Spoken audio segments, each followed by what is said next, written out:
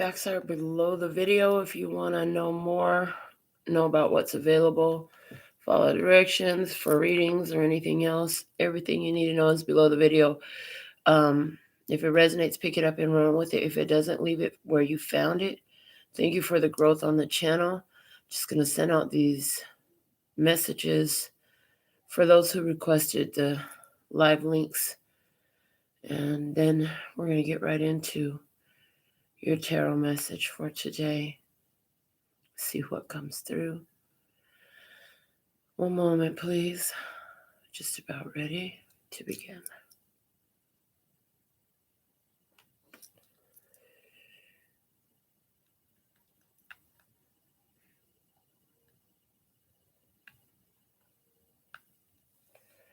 All right. So for our first message today, we're going to pull a postcard from Spirit. It'll be the last thing that we talk about, though. So what is the download message today that I'm to deliver from the postcard from Spirit? This one wants to come out. All right. Now that that's pulled, we're going to go ahead and see what's coming out of the P and Q Oracle for today's message. What is the download message today? What is the download message today? What is the download message today?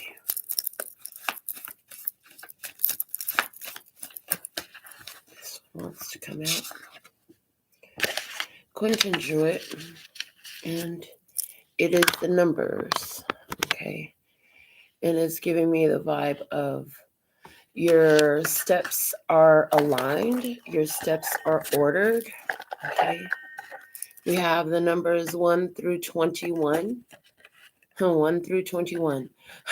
Immediately what I hear, you are responsible for the choices you make for your children in this system until they are 21 years old. They are adults. Legally until 18, but there's something here about 1 to 21. And if you've raised children, you know they get grown real quick. Before you know it, they're 21 years old, doing their own thing, doing what the fuck they want to do. You know. So, numbers in order. The numbers are ordered. Your life is ordered. What is the download message today from the Akashic Tarot? Please and thank you. This is the message I'm to deliver today from the Akashic Tarot. All right, we have the Clearing the Way card coming out again. So with the Clearing the Way card, we just had this. And it talked about getting things in order in your experience to be ready for the next phase. Okay.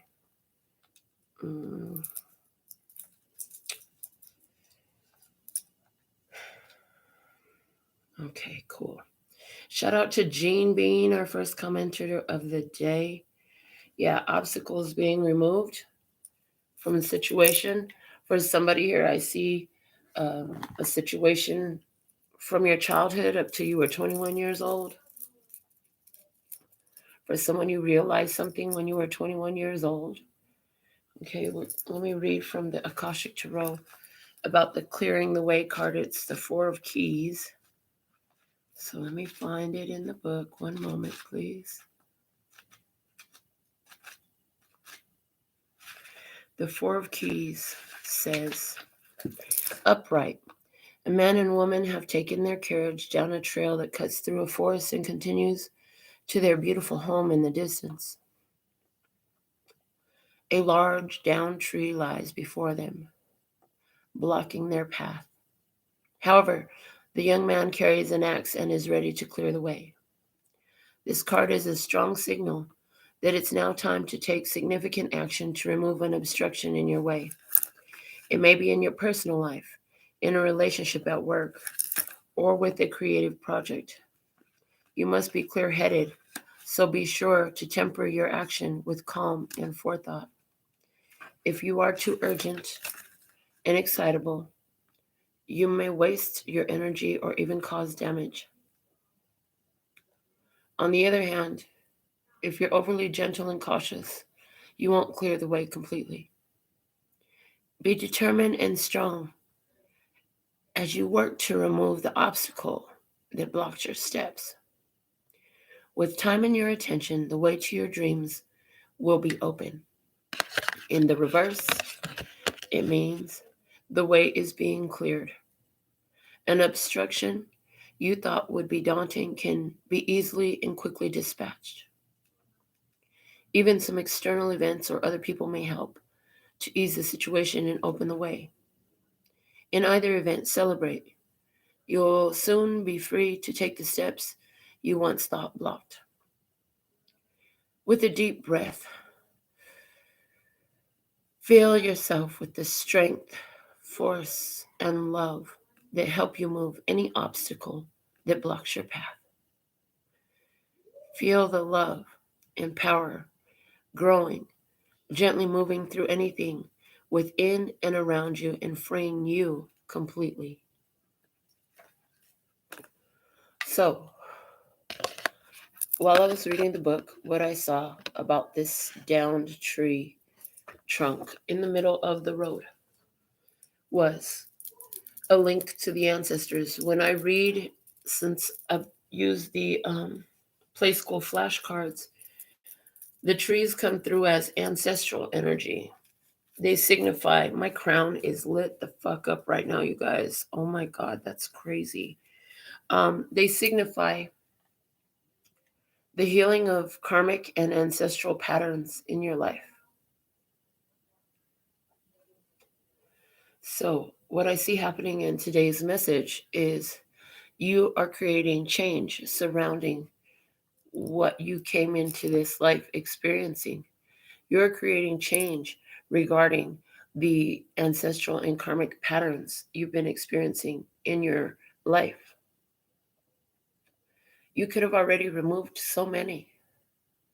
Yet today, the trunk that blocks the way is evident again.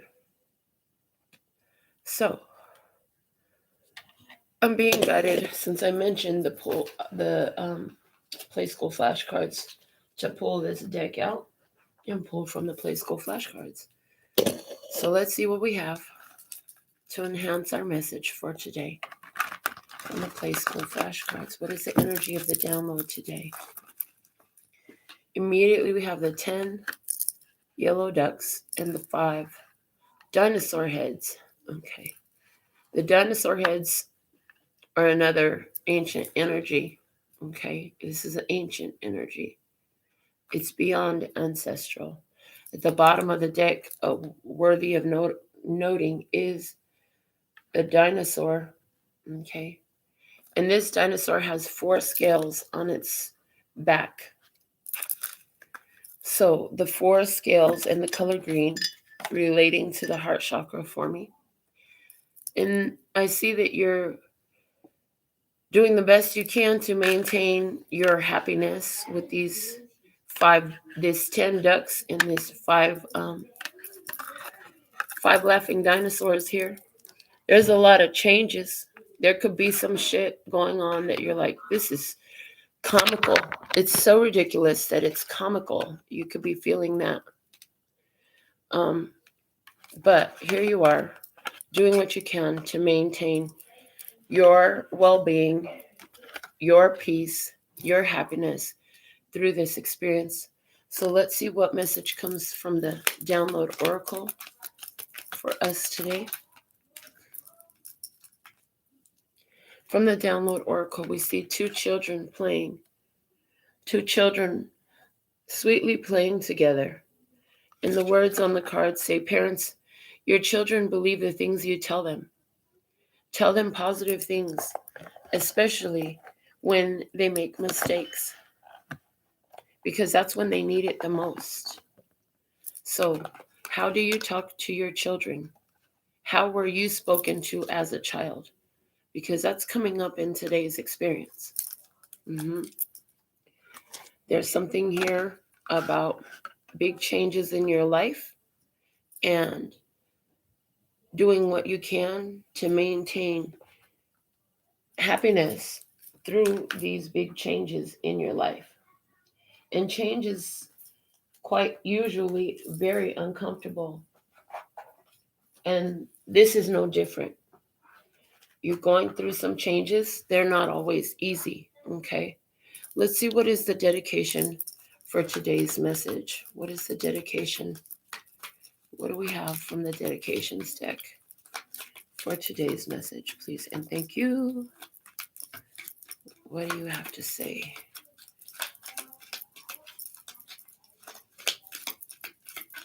All right, there it is. It's from Rose Royce. The song is I'm Wishing on a Star. I'm wishing on a star to follow where you are. I'm wishing on a dream to follow what it means. And I wish on all the rainbows that I see. I wish on all the people who really dream. And I'm wishing on tomorrow, praying it will come. And I'm wishing on all the loving we ever done. So, the song goes on. You might know this song. But, wishing on a star. You're wishing on your hope and your faith and your healing. You're wishing on your destiny and your fate and your purpose. You're trusting your faith that it's going to get you where you need to be. That's what I see coming from this message from the dedications today. Let's look at 3 main factors in your experience for today's download. We'll use the tea leaf fortune cards.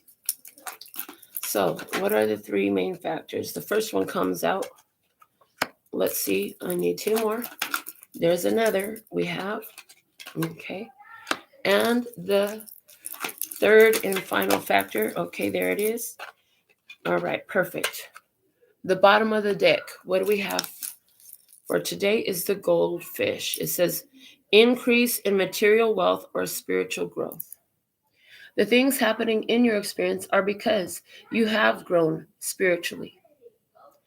You have been increasing in your material wealth and your spiritual growth. I hear both. Okay. So, 3 main factors. Something about an experience relating to July or somebody who was born in July coming through. But success is on the table. So you can see some very significant success. And then wishing on a star. Is the star that you're wishing on about your success? Yes, it is. The mountain road. You are on the road to success. This is what you need to know. So the changes that you're experiencing in your physical life right now, and the happiness that you're feeling in for yourself right now are all significant to help you removing these obstacles that come from your family line, from ancestral karma, challenges and difficulties that you've experienced as a result of how your parents spoke to you. Some people were raised with parents who never cursed them out, never belittled them, never told them that they couldn't do what they wanted. Some people were raised with parents who had emotional intelligence, and others of us were raised with parents who did not. Others of us were raised with parents who did not have emotional intelligence. They couldn't teach us or give us what they themselves did not have. And so that energy is coming through here. So let's look and see what is the overall guidance for you today from the words of clarity. The guidance today is communicate. There is a strong need for communication. Without communication, nothing can move. The energy cannot move. Things will not change. You got to communicate. Sometimes that communication is really difficult. It's really difficult. Anywhere where you're still feeling, because this 5 dinosaurs right here is giving me a strong energy of abandonment issues or the struggle of feeling alone or codependency, there's a need to communicate. Okay, there's a need to communicate coming up. The bottom of the deck is positioning. The positioning is saying, hey, everything is putting you in the perfect position to be able to communicate in this experience in order to bring about that new day. You have a wish for your family. You have a wish for success. Okay. Yeah, you have a very important wish, and Spirit is working with you to bring fulfillment into this. Okay. So, being guided to look at, which I don't usually, the bottom of the download oracle says, life is long enough to be happy if we want to be. Usually they say, life is too short to be miserable. And all of those words, I understand the meaning and the intention behind them, but just the very focus on life being short and miserable is counterproductive to the happiness. So one day I channeled this: life is long enough to be happy if you want to be. You can choose happiness even though you're by yourself, even though things are difficult, even though you don't have enough. For the longest time I kept saying, if all you have is one left sock and one right shoe, the more you're grateful for that left sock and the right shoe, before you know it, you'll have more. You have more come through for you. So today I'm being guided to pull my shells out. So we're going to throw some shells down and see. I will channel what comes through. This is what I got. Okay. One landed way off over here.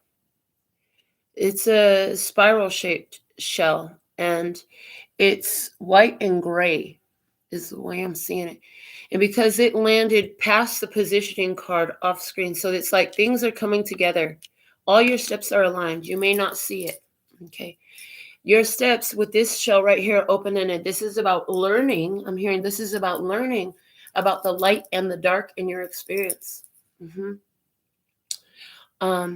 This shiny shell that's face down is telling me that it could have to do with finding that blooming, gleaming hope of possibility in your life, finding the good spot. It may not be as large as some of the challenges, finding the purpose. I'm hearing you have a shiny purpose. Okay.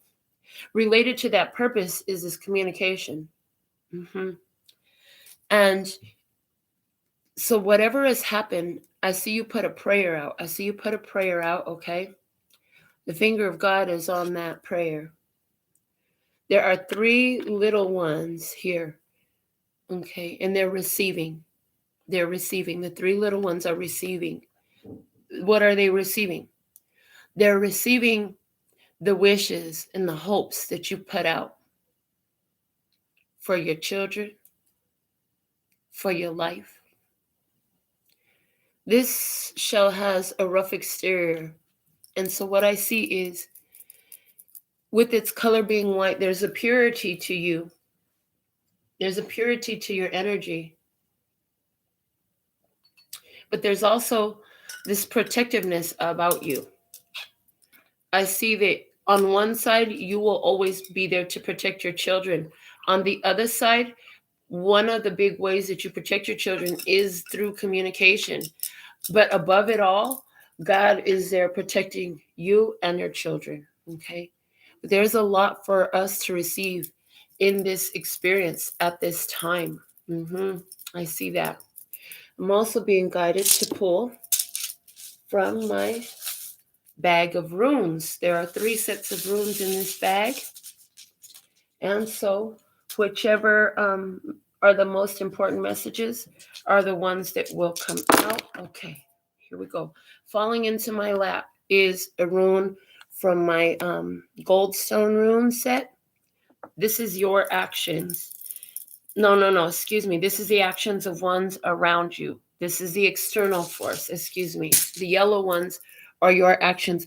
As I look on the table, I don't see any yellow ones. So this isn't about, this message here has more to do with external influences than with your own actions, okay?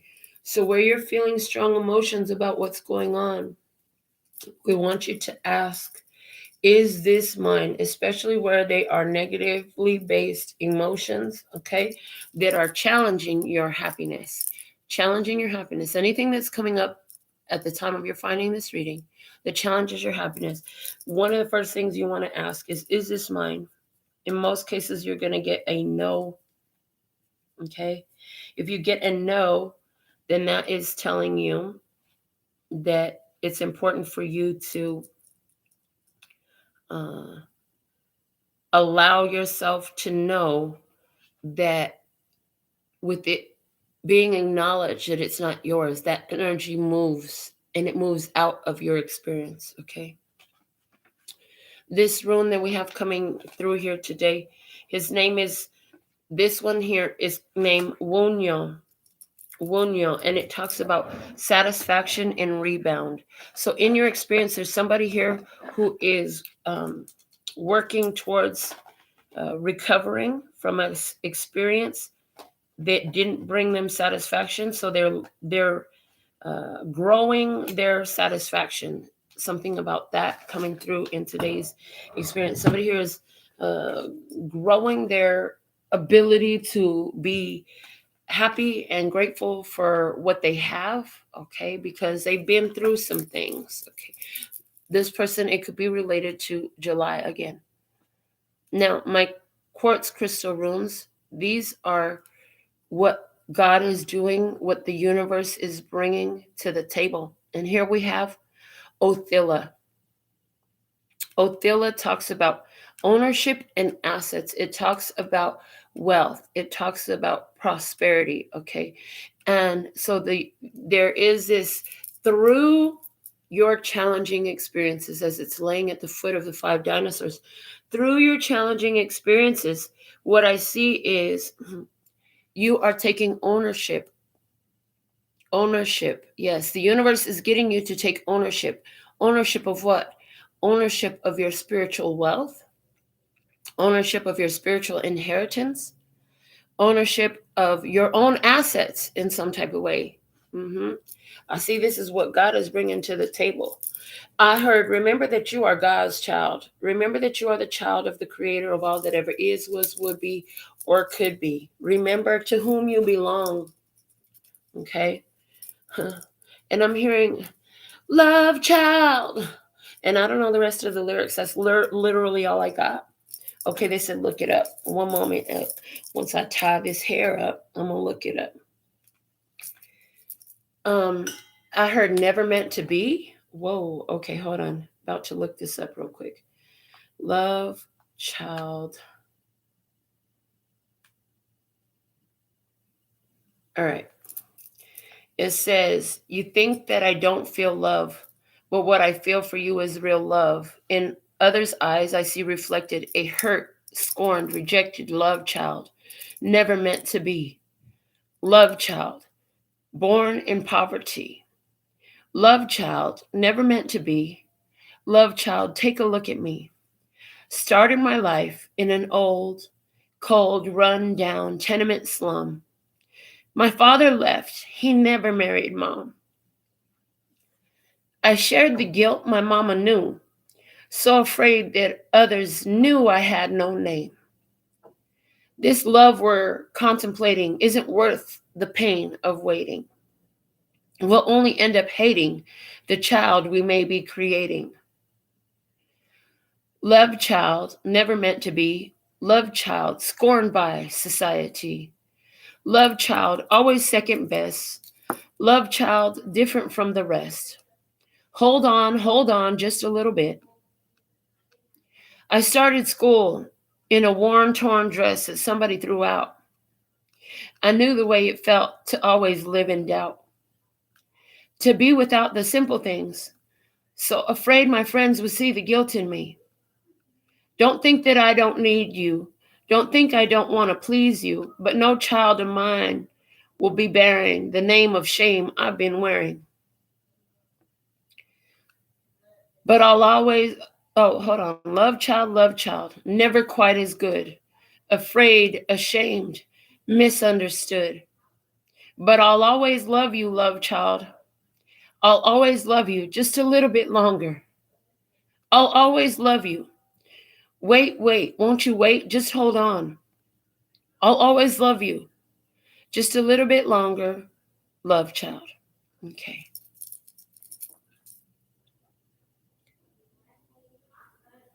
So, in those lyrics, there's a lot. There is a lot there.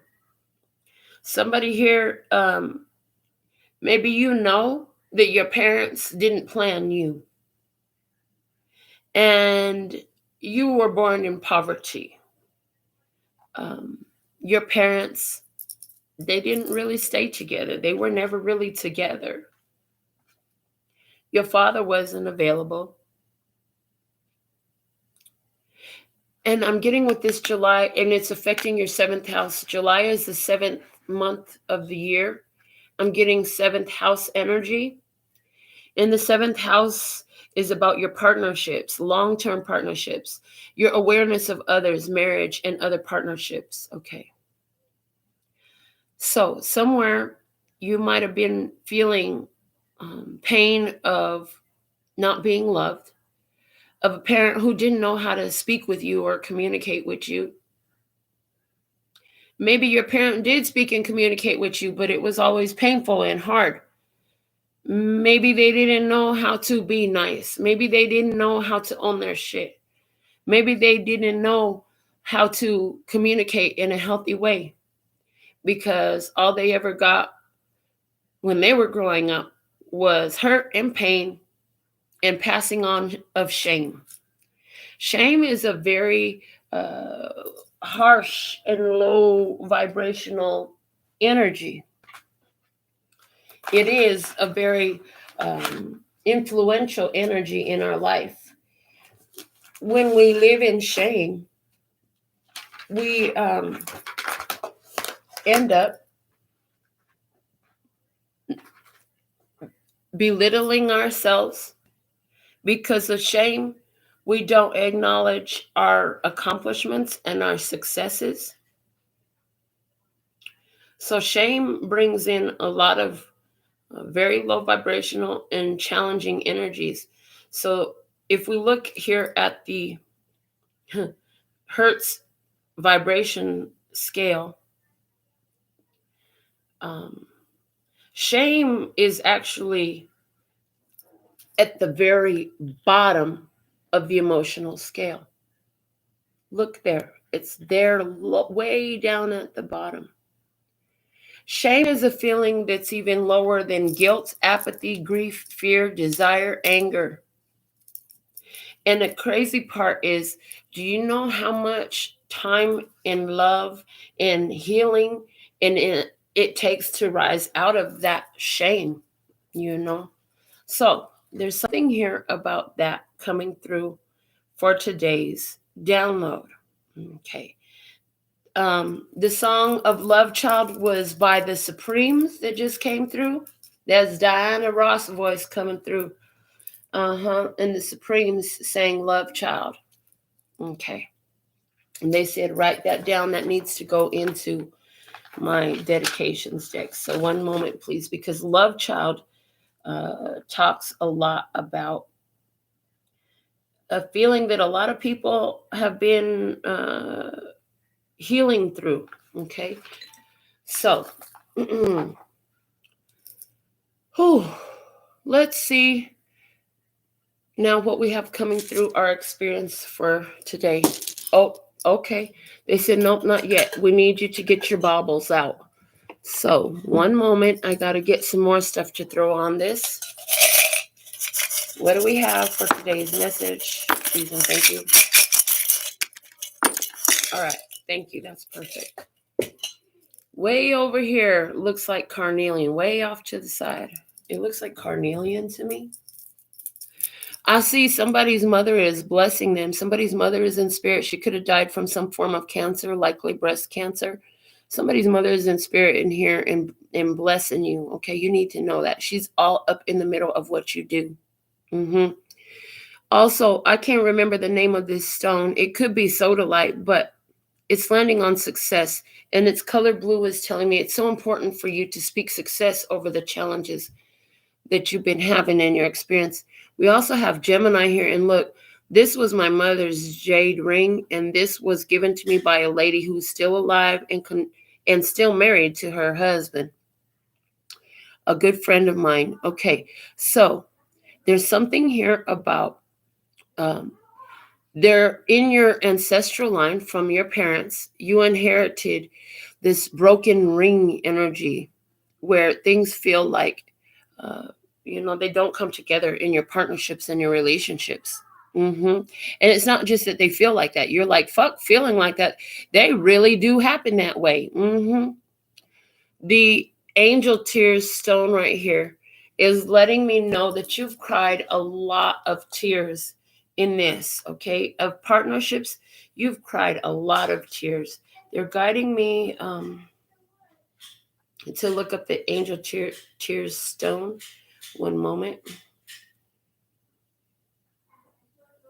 Angel tears stone, spiritual meaning. Okay.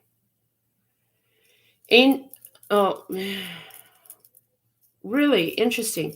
So what's interesting is I look up angel tears stone and nothing is coming up with angel tears stone. But I know for a fact that that's what this stone was called when I purchased it. What is coming up is Apache tears. Now, what's interesting about that is that part of my ancestral line is Apache. So Apache tears are strange, out of shape, black obsidian stones that heal grief and clear negative emotions. So for some reason, that's the meaning that I'm supposed to get today. Apache tears stone helps heal grief and loss, it says.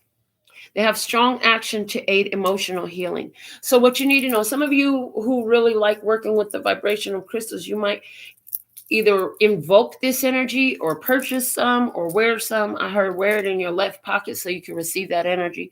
But you can invoke this energy of the Apache tears, okay? They are a natural type of black obsidian that has not been altered, okay? So they have a more friendly vibration than other types of obsidian, which makes you feel comfortable with them. So there's something here about communication, about your grief and your loss, and having a hospitable environment to communicate about that to help you heal. The sign of Gemini is coming out here. So is this situation involving a Gemini person in your experience or your Gemini birth chart placement? We have Hagalaz over here, and this is in the spiritual place. There's a spiritual change going on. I hear you've been praying for this change. You've been praying for a healing. You've been praying for some spiritual guidance and uplifting, not just for yourself, but for someone else, I see. And there's a change happening here. You need to know any disruptions you're experiencing right now, any big challenges that you're experiencing in your daily life at this time, or maybe it's just in this day or just in this moment. They are meant to cause a disruption because this disruption is necessary to break the flow of what has been, is what I'm getting. This is about changing situations and circumstances, is what I hear. Okay. Changing the situation in the circumstance, important at this time.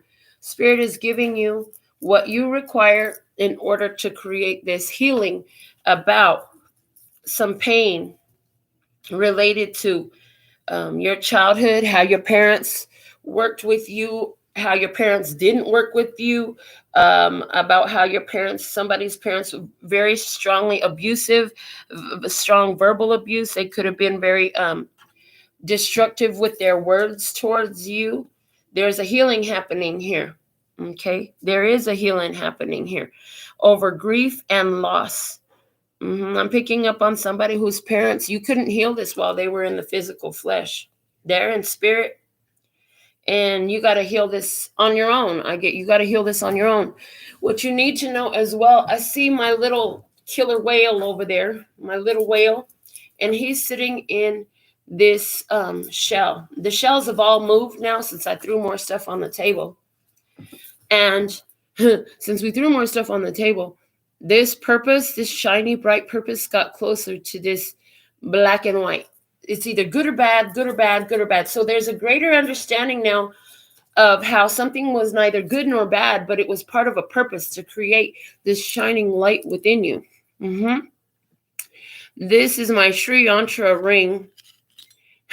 I remember it's made of sterling silver, but it hasn't been worn for a while because I was getting out of the shower one day. And it's interesting because when I put it down on the countertop on the shower, I put it down carefully. But in my mind's eye, I saw myself stepping on it. And that's exactly what happened. As I pulled my towel off of the countertop, the ring flew to the floor and I stepped on it. And I didn't know how to give it back its perfect shape again. So I just put it in my baubles. So this is here. And this Sri Yantra, they want me to look it up, but the Sri Yantra is a symbol that contains all the chakra energies in one. So let me just look it up and see what interesting information we can find about the Sri Yantra. All right.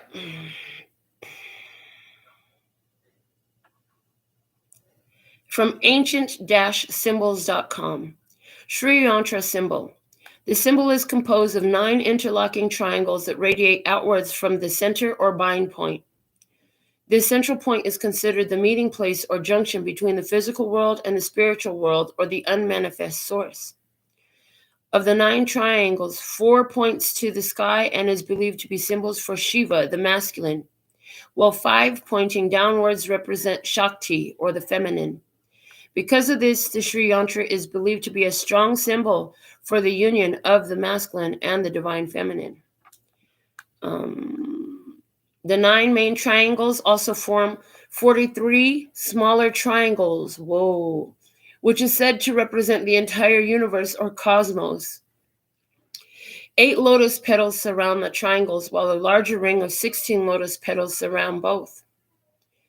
This is finally enclosed in a temple-like square which contains 4 doors. The word yantra means instrument, and this is exactly what this symbol is: an instrument or powerful tool for intense meditation, prayer, or concentration to allow one to achieve a higher level of consciousness. The Sri Yantra acts as a focusing point with an inner and outer doorway that can lead one to commune with different deities through various levels or force centers in the universe. I want you to know that I replaced my ring, and I was guided to take it off for a while, and now they're saying put it back on. So there we go. You might have seen it on other shows. Okay.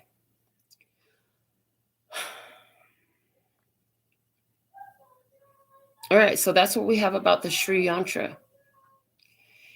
From here, it talks about, now, where I got all the chakras, there was another video that I watched years ago when I first found this symbol. And in that video, it went into a lot more detail than this quick little reading.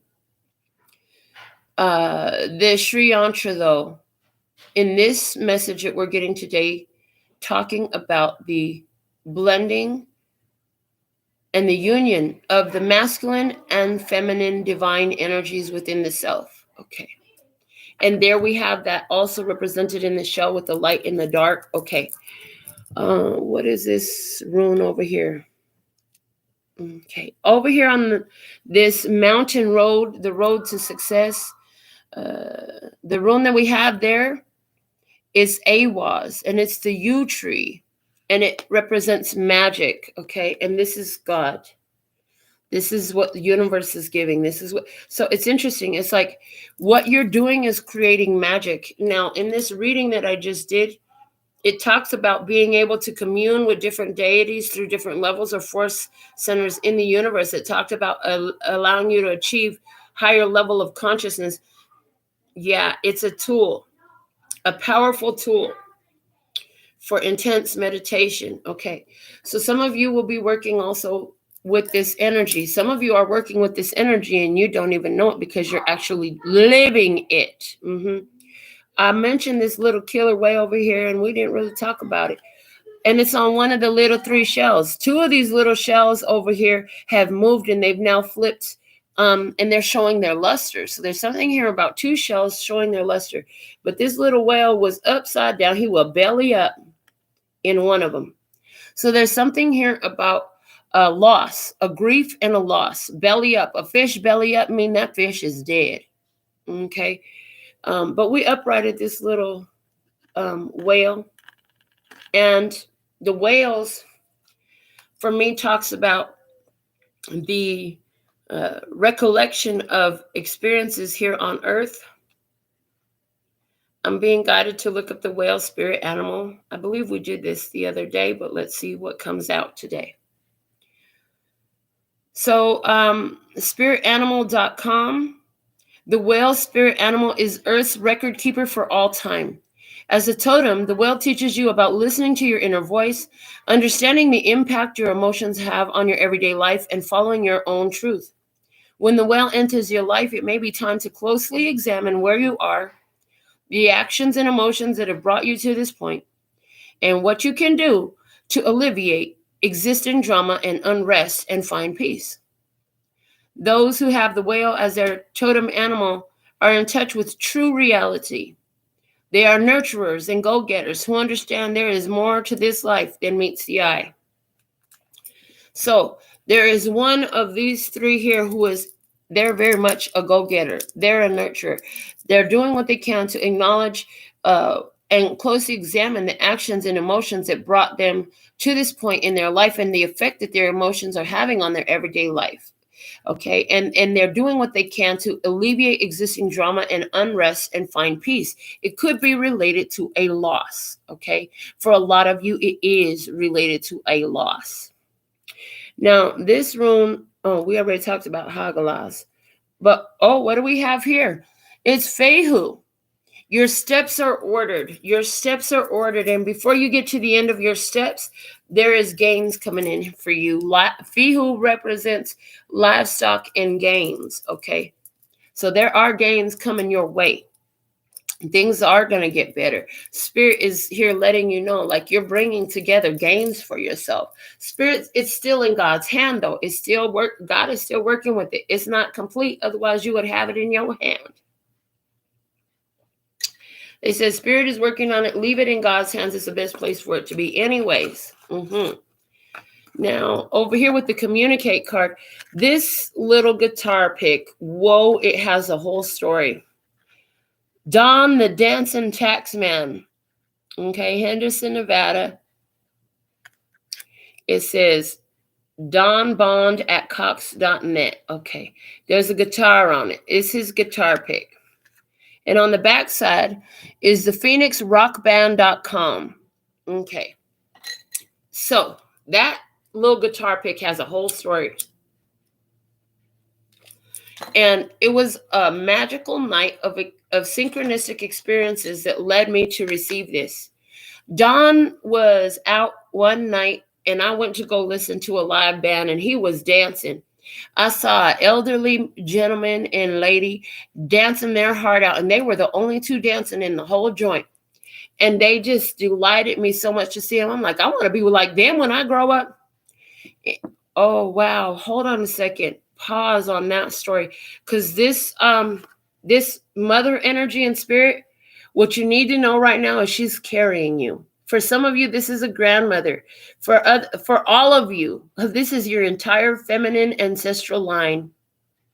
They're carrying you. You see that shell that's stuck in there? Wow.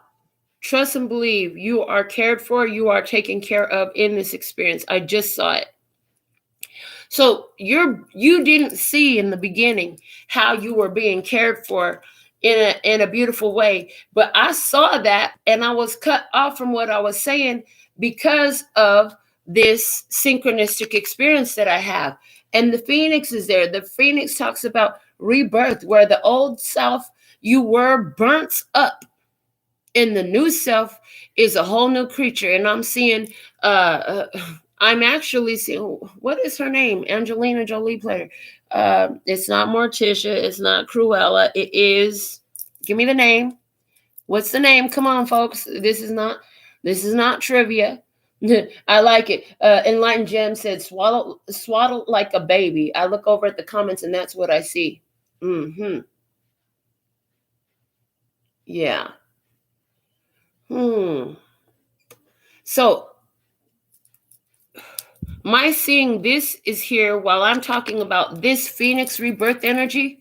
What you need to know for today's download is, oh, you are so protected. You are so cared for. Things and events in your life are lining up for your success. This is in regards to your 7th house energy, in regards to your interpersonal relationships, in regards to your awareness of others and marriage and partnerships. It's really beautiful. But a disruption has to happen because you wished for something. You were wishing on a star. You were wishing for a healing. For that healing to happen, there's some sort of disruption that's necessary. A change must come in order to allow this healing to take place. See, healing requires change. If nothing changes, there is no healing. Healing requiring change coming out is very significant. So, external influence here. I'm going to communicate. We have Rido, which represents movement. It represents a ride. It represents the journey. Yeah, it's your life journey. So somebody here is in their life journey. They're making movement. They're healing. It could come through a emotionally disruptive experience, okay? But there's a rebirth happening. As you communicate, there is a rebirth happening. Praise will bring that in. And I hear, when the storm has passed, it brings clearer air, clearer days. When the emotional stresses, challenges, and difficulties are addressed, it brings emotional rest. Emotional rest. Once these explosive emotions are unleashed, then there can be followed through with peace. Okay. Then it can be followed through with peace.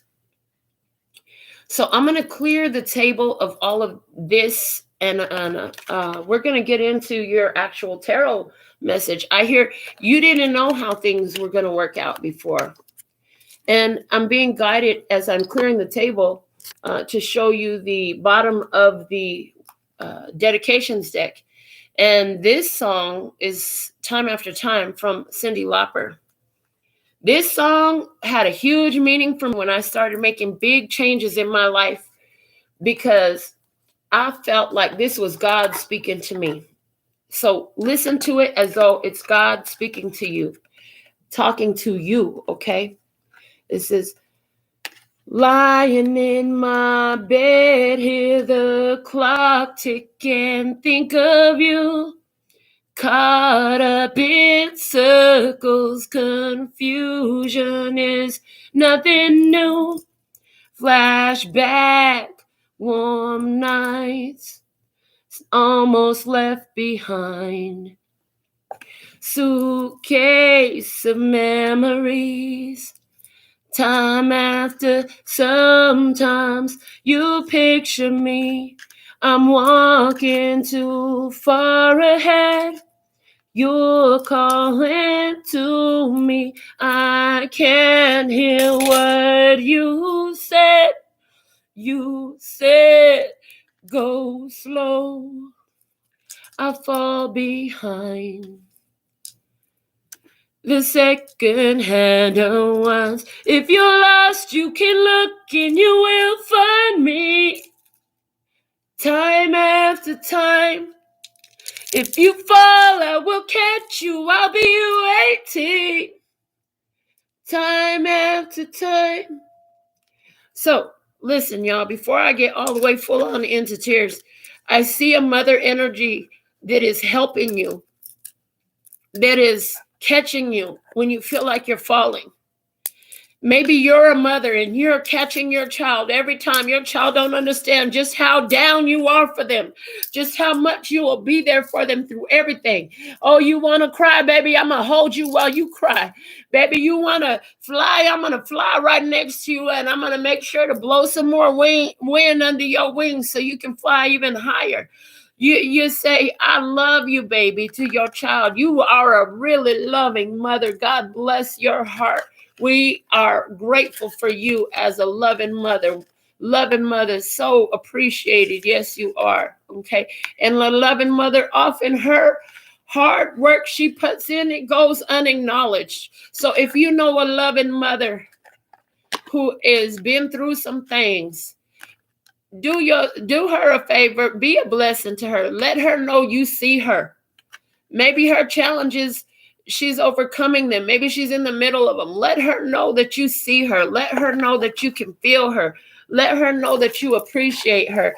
If your mama's in live or in spirit, alive or in spirit, you've grown enough to where you can see what your mother went through and you understand it from another place. Have you let her know that? Have you spoke to your mama's energy and let her know that you see what she's been through to love and support you? Have you done that yet? Okay. Oh boy, this is big. Hold on a second. I'm working, man. Lately, whenever I'm doing these tarot readings, it's just my nasals is just clearing all this junk up out of my head. So there's definitely something strong about clearing the junk up out of your head. Oh my goodness. All right. I'm getting ready to do the rest of your reading now. We're going to get into some tarot cards. And I'm getting a strong pull to work with the Tarot of Mystical Moments today. So we're going to do a full shuffle. Connecting the body and the body. Connecting the body, heart, and mind. Connecting the body and the spirit. Connecting the heart, mind, and body. Connecting the heart, mind, and heart. Connecting the heart, mind, and the spirit. Connecting the spirit and the body. Connecting the spirit, heart, and mind. Connecting the spirit and the spirit. Okay. So you and whoever is on the other side of this table, be it your mother or your child or your grandmother or your whole entire fucking family, there's differences in the way you live your physical life came through the shuffle. And the other thing I see is there is differences in spirit. Like you got different spirit in some sort of way. You're not exactly like the other one in your experience in any type of way. You actually have a very contrasting energy, and they're reminding me of the black and white shell that was sitting about here somewhere on top of one of these cards. I couldn't even tell you anymore. Yeah, a contrasting spirit. But there's something here about blending those two contrasts. Okay, so maybe you grew up like the love child. So here you were, you tried to provide differently for your child. So your child's experience is different than your experience was. But you are still healing from the experience you had as a child and how you were brought up while you were raising your child. Yeah, I hear you were learning. You were learning a better way. all that time. You didn't know it. You were learning it. I see if you already have communicated about what you've been learning, that's wonderful. If you haven't, it's time to start. Somebody here, your children don't know what a difficult past you've had. They don't understand because you've never told them where you came from. Why? You ashamed of what you came from? All they know is you ain't around your parents, or your parents ain't around no more. They don't know what you went through. They don't know the struggles. Nobody knows the trouble I've seen. Nobody knows but Jesus. You've been taking all these concerns and struggles and difficulties you've been having straight to God, straight to Jesus, straight to prayer. You don't weigh your children down with it in some type of way. But it's important for your children to know the struggles you had from your experience, and let them know how far you've come. Let them know what it took for you to grow. Let them know how you changed. Let them know what you've done to overcome where you came from. Remember how many times have I told you in these recent readings, just what my mother said to me, just because you was born in the shit don't mean you have to stay in it, Melinda. You get up and you clean yourself up and you move on. So here, you speak to your children. You let them know what you went through. You let them know about how your life was much different than their life and why their life was different than what yours was. Does that mean everything is going to be peachy keen between you? No, it fucking doesn't. Because it's interesting. If you got straight hair, you want curly hair. If you're tall, you want to be short. If you're short, you want to be tall. In most cases, not everybody, I know. Somebody here, you're really tall and you love being really tall. Somebody here, you're really short and you love being really short. That's great. We're glad that you learned to accept that part of yourself, but you get the gist of the message. Okay. You've been praying on a healing. It's here. It's healing time, honey. So let's look at 5 positions. What is your energy? What is your energy? You know, the child who didn't grow up with the struggle that you grew up with, they grew up with a different type of struggle. Okay? You need to understand that. So your energy showing up as the 4 of Swords. Your energy showing up as the 4 of Swords. The bottom of the deck right now is the King of Wands. King of Wands. This is, okay, this is about, interesting. So for someone here, you're healing about a situation where you had to take some strong action. You're meditating, strong meditation energy coming through. Look at the feathers. There's that message from spirit. There's that hello from heaven. When you see feathers, this is your loved ones in spirit saying, hi, baby, I love you. It is. You know that you're supported by your loved ones in spirit. You know that in some type of way very well. But maybe you've had challenges in taking upright actions or acting in your own behalf or following through on doing something. You know, this has been you learning how to have a higher vibrational approach to your behaviors and your actions that you take. Okay. And you're really thinking about something here. You've probably been praying about something here. Yeah. The 4 of Swords is a healing energy. There's been some sort of heartbreak. It could have been a heartbreaking communication. There could have been an emotional storm unleashed. Yeah. I see there was an emotional storm unleashed, but this emotional storm unleashed caused somebody to go inside and really think. It caused somebody to go inside and really think about who they are, what they're doing, and how they can do it differently. Somebody here with that King of Wands at the bottom of the deck, they have a tendency where they're prone to rage and outbursts, okay? Coming from me, let me let you know, I'm a rager by my way my experience taught me to be. I learned how to be a very angry person. I realized that there was a mental imbalance in myself. I had mental health issues around 21 years old. I'm 43 years old. It's taken as long as it took me to realize what the fuck my problem was, is how long it's taken me to make significant changes to balance that out and become better than I used to be. Because see, the competition ain't never with nobody else. The competition is always with who you were yesterday. So this came through in, I believe, in the shadows message last night, where, you know, however old you were when you realized what the hell the pattern was, often don't be surprised if it takes you that many more years to get to the other side of it. Don't fucking be surprised, because this a lifelong learned pattern.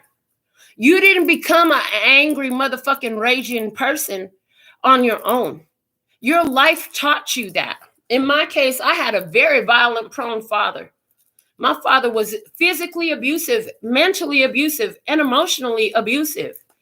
Thank God he wasn't sexually abusive, because I don't know if I would have healed the same way. But I did deal with a lot of that in my home, and maybe you did too.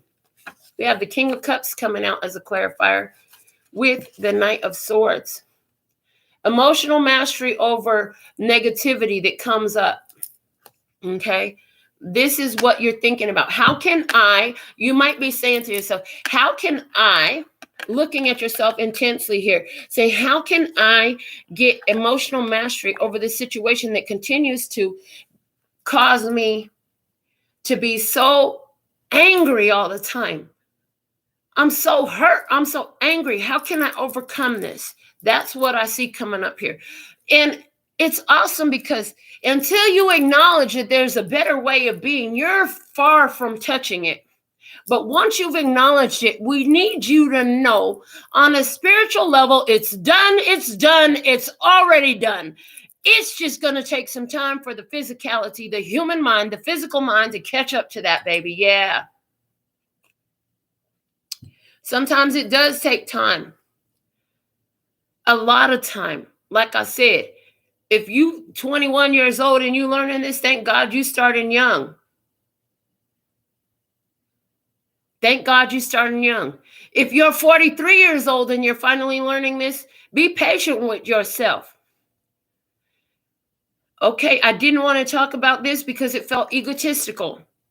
But Spirit's now saying I have to talk about this. And we're going back to the symbol of the Sri Yantra.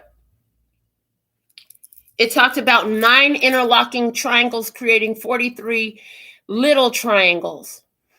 Okay. For whatever reason, I got to tell you what it meant personally to me.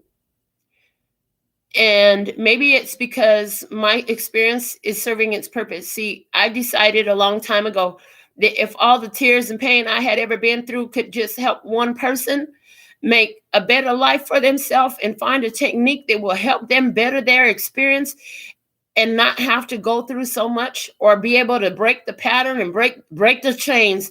And I see world love is with us. And I remember from the first Love, Peace, and Happiness retreat, she kept singing. She came in on the second morning, I think it was, talking about break the chains. She said she was in her room all morning singing the song, Break the Chains.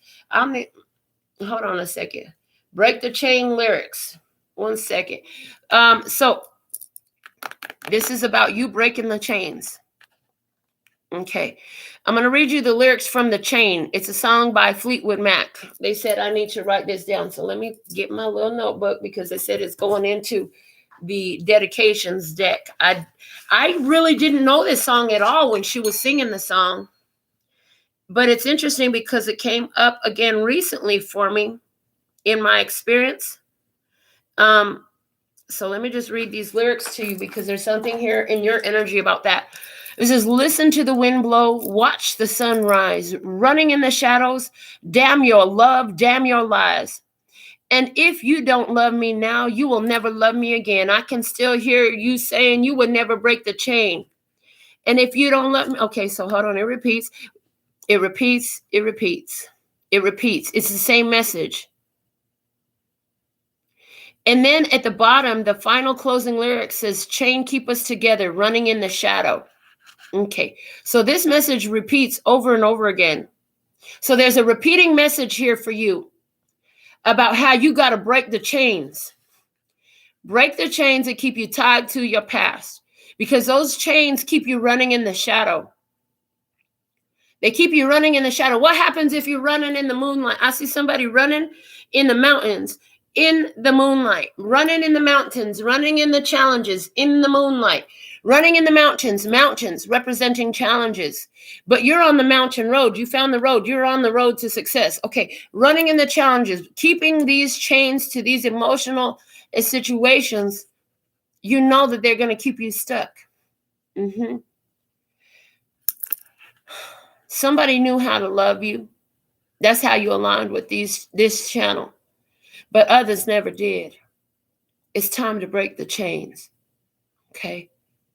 Break the chains of attachment that keep you running in the shadow, where you get tripped up, where you fall down, where you bruise your knee. If you keep running in the shadows, you might find yourself fall down and bump your head. Okay.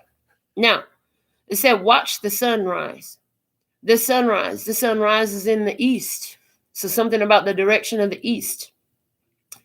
There's also, though, in this message, sunrise, Christ consciousness, the awakening of Christ consciousness within you, the awakening of your authentic divine nature. Yes.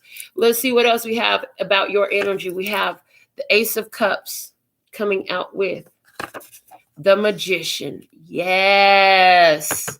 I love this. So as you confront the negativity in your life experience, you're finding your magician power. Imagination, Ace of Cups. It's in self-love that you're putting yourself in power.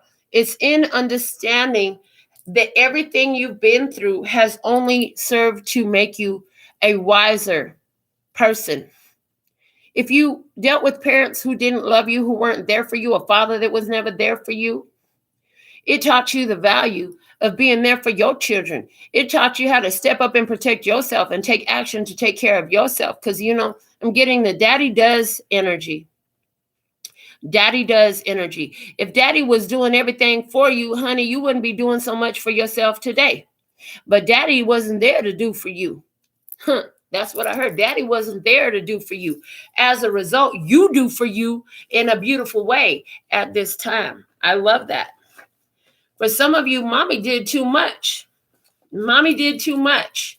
Mommy did too much. Mommy stayed so that way you would have a daddy around. And maybe mommy should have fucking left, because having daddy around just brought more struggles. In other words, mommy did too much. Maybe mommy did too much for you and you didn't know how to clean your own clothes, cook your own food, you know what I'm saying? And keep up your own house, because maybe mommy did too much. Maybe mommy was too obedient to daddy and didn't speak up for herself. So you had to learn how to speak up for yourself, how to make and honor boundaries. Yeah. Because mommy didn't have any. Mommy did what the hell she was told. Mommy was a good little girl. So you learned to be a good little girl. And it's okay to be a good person, but the good little girl energy that's coming through is somebody who does what they're told to their own detriment, does what they're told even when they're told to do something that's unhealthy, unwise, or unbeneficial. So there's imbalanced masculine energy and imbalanced feminine energy that's coming through. Why you have had so many emotional struggles and challenges to overcome is because you came into this experience, and we have talked a lot about that that form that you filled out with God before you came, where you decided what kind of experience you would come into. Yeah, you said, I'm going to go into an imbalanced masculine and feminine energy so that way I can create balance where there was none. You came in with a purpose to create balance where there was none in regards to the divine feminine and masculine energy. And you found your path finally through much disappointment, from much heartbreak, from many pains. You learned to confront negativity. You learned to speak up for yourself. You learned how to handle challenges, accusations, unhealthy, toxic behaviors, and people who would try to take you out in some type of way through a balanced way of healthy, divine, feminine, and masculine.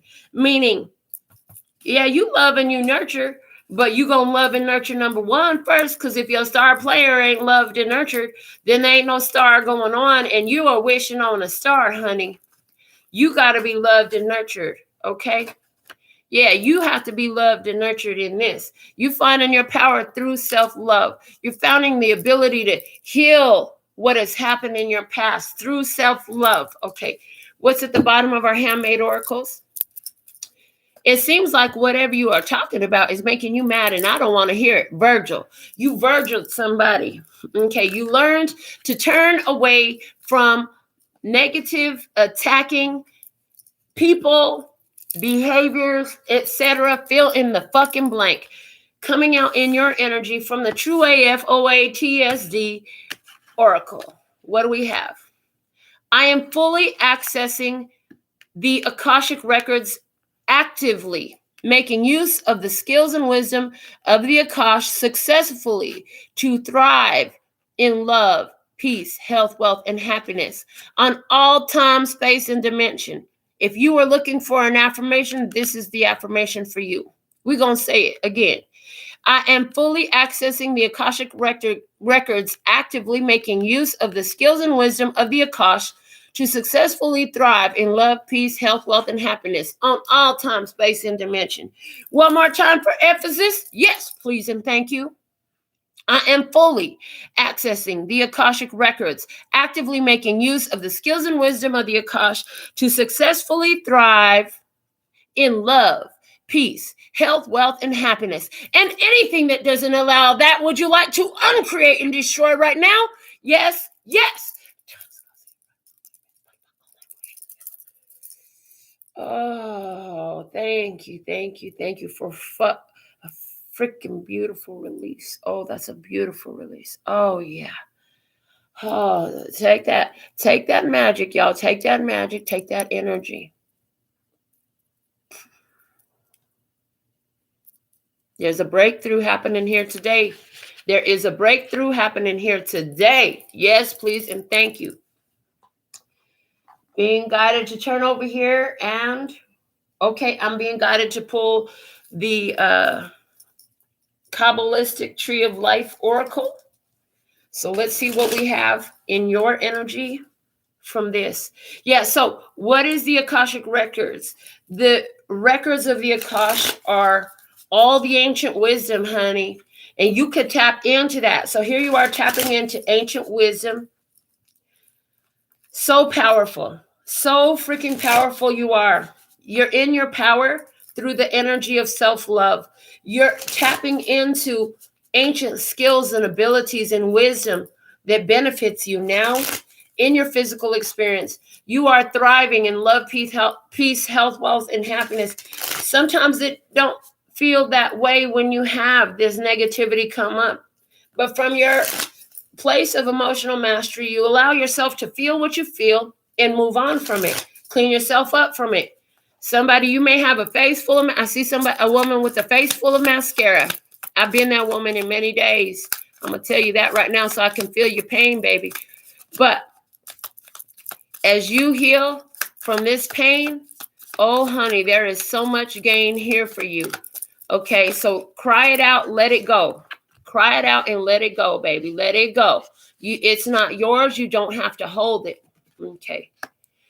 Coming out of the Kabbalistic Tree of Life Oracle it's card number 5, and it talks about the sluggard. So one moment, and let me find what the book has to say about this. I haven't worked with this deck very much, so I don't know it very well. I don't even know the definition of this word, but it doesn't sound good. The sluggard sounds like somebody who don't make action. Okay. So the oracle says, hold on, I'm just going to give you the full rundown here. It says, Wheel 5, the suit is water. Okay. The oracle says, all that there is to be known cannot be known unless there is the desire to know. All that there is cannot be seen unless it is looked for. All that there is to be found cannot be found unless a search has begun to find it. And this goes back to earlier in this message, I said, once you realize that you want to make a change, that there's another way, it's already done on a spiritual level, and your life is going to teach you. God is going to use this life experience, this human experience, to teach you that what you have asked for, the changes that you've asked for, to incorporate that into your consciousness, into your being, I hear. Now, the commentary. When a person acquires maturity and self-knowledge, he or she is inclined to be idle. The water cards in these first wheels tend, in any case, to be rather lazy and to indulge in the comfortable flow of events instead of taking initiative. In the latter wheels, the water oracles are roused and stirred by movement, but here it is tempting to bask in the golden solar light at the center and to imagine that now one has grasped everything essential about life. So pause on the commentary. It says to me, you think you know it all, but you don't know what you don't know until you know what you didn't know. So you might have come a little bit complacent thinking, oh, I've been doing everything. I've been doing what I need to do. All right. But listen, there's more to know. Continuing on the book. In the cycle of life, much of childhood is spent grappling with our physical body and senses. Adolescence develops and painfully explores the personality. The first part of adult life is concerned with seeking out the inner core of life, the essence. If it is found, the mature adult reaches a point of stability and the inclination to go no further is strong. Complacency can set in, but this is not, in fact, the end of the story. And someone trapped by this self-satisfaction can have less to give than a keen novice or newcomer.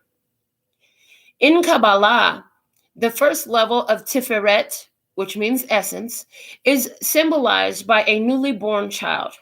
But just as our physical body develops from infancy to adulthood, so the golden youth has to leave childhood to grow into a strong adult, and finally into a majestic king or queen. Thus, the myth is completed, and a human being develops full potential, partaking both of material and divine worlds. The sluggard is not so much a lazy person as one who refuses to acknowledge that there is further to go. It is someone who takes their store of knowledge and says, this is all. It is someone who reviews their life experience and says, it's in my memory now. No need to look further. When people give up on the quest, life will eventually give up on them, for nothing can ever stay completely static. So you might have thought you were done healing some of these childhood issues surrounding how you came up with your parents. That's what I'm getting from this sluggard energy. You might have thought you had successfully completed that chapter. Oh, I'm better. I made a better life. I raised my kids different, but somehow it's rearing its ugly head again. And there's more work to be done there. Okay. You might have thought that something was finally over and complete, but there's something more within that experience. And all you're going to find there is more power. You do have the tools and resources and abilities that you need with this Akashic Records energy in you to overcome anything else that comes up. So interpretations are here. Life tasks. Don't get trapped by inertia. You have achieved much already, but you need to turn your face to the future rather than just being satisfied with the past. The situation you are in may need a very active shakeup, and you will have to arouse any others who are also involved. Possible meanings: laziness, a period of rest or inactivity, an area of life that is blocked or stilled up, someone who obstructs your way from habit or inertia, a delay, lack of energy or physical ability. This is coming out perfect because in your energy here, we have somebody who's at rest, not taking action. So there's something here that hasn't been addressed and needs to be addressed. Some action needs to be taken. Definitely that. You feel some level of accomplishment. So you're like, yeah, I've done what I should do, but you didn't realize that there's more here. There's more within this experience that needs to be addressed. And it does need to be addressed. If it's not addressed, it will bring unrest. And because it talked about a shakeup coming in, some of you had that shakeup already. Some of you are going through that shakeup right now. But there is a shakeup happening. so that you can continue to make additional developments. You thought you already tapped the gold of the experience. There's more to be found there. This is somebody who don't know that there's more gold to dig out if they would just keep digging. So here, an experience related to 7th house energy, relating to parents and how parents talk to children coming up again. Okay. And all of a sudden, something happens, a heated discussion, a storm, a blow up, or something of this nature to cause you to get back into looking at that experience and what it's brought to you at this time. So let's see what we have. Pray, honey. Oh, yes, we pray. Pray, we pray. Pray. We got to pray to make it today. Okay, so you know you need to pray. You've been in your prayer. And I'm getting what's it called? The prayer room? Something like that. There was a movie about a woman going through some things, and she would talk to go in her closet and pray. I've been doing that. I've been doing that for a long time now. I'll go in my closet, lay on the floor in my closet. I'll take my pillows, make me a little bed on the floor in the closet and lay in there. When I've had some of my most difficult struggles and I needed guidance, I will go in there, lay in there and pray and meditate. I put me a little bit of meditation music on my phone, something related to the crown chakra, and I will pray. And when I found out the situation that my niece was living in, it broke my heart so much. I went in my closet and I just cried my heart out to God and I prayed. So are you praying? Other key words that I put here: beg. Are you begging? Petition. Are you petitioning? Invoke and request. In one of the recent readings, a card came out in your energy that said, ask and receive. Communicate with spirit. Let spirit know what success looks like for you. Tell spirit what you need. Okay. And then now they're bringing my attention back to the bottom of the dedications deck with time after time. You say go slow, I'll fall behind. So there's something here about spirit told you to slow down on something, to chill, take a break, but you took it too far. You needed a rest. And it's like, okay, hold on. Break time is over. It's time to get back to work in some type of way.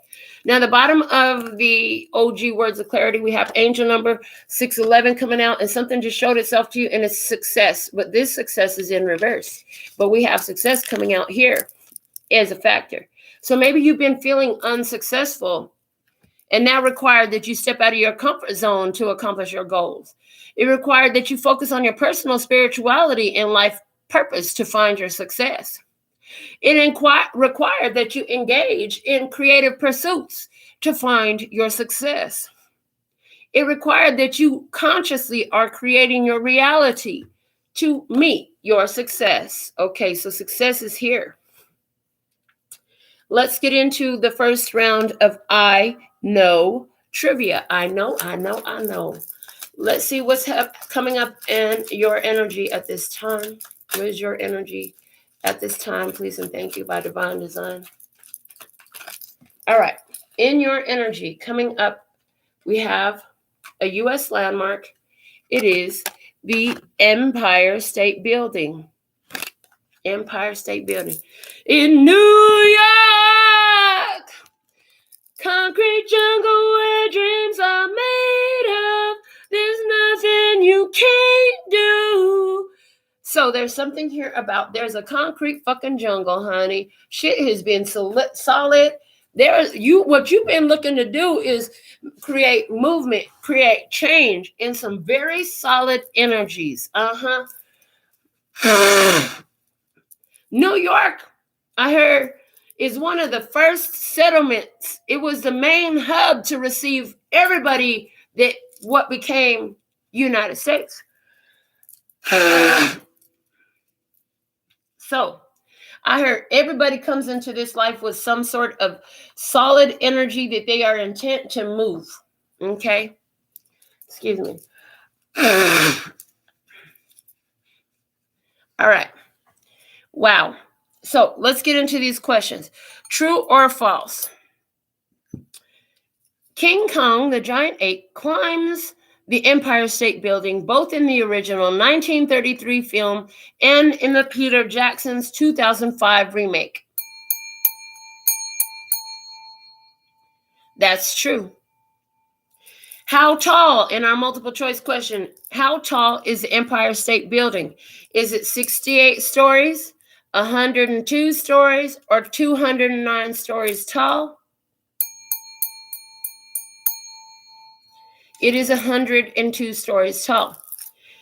In our open-ended question, what type of catastrophe caused the loss of 14 lives and extensive damage to the Empire State Building in 1945?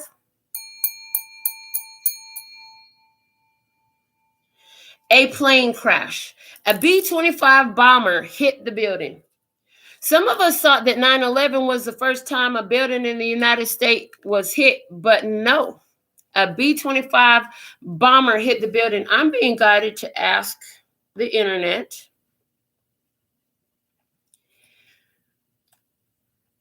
In 1945, a B-25 bomber hit the Empire State Building. Where did it come from? Who owned the bomber?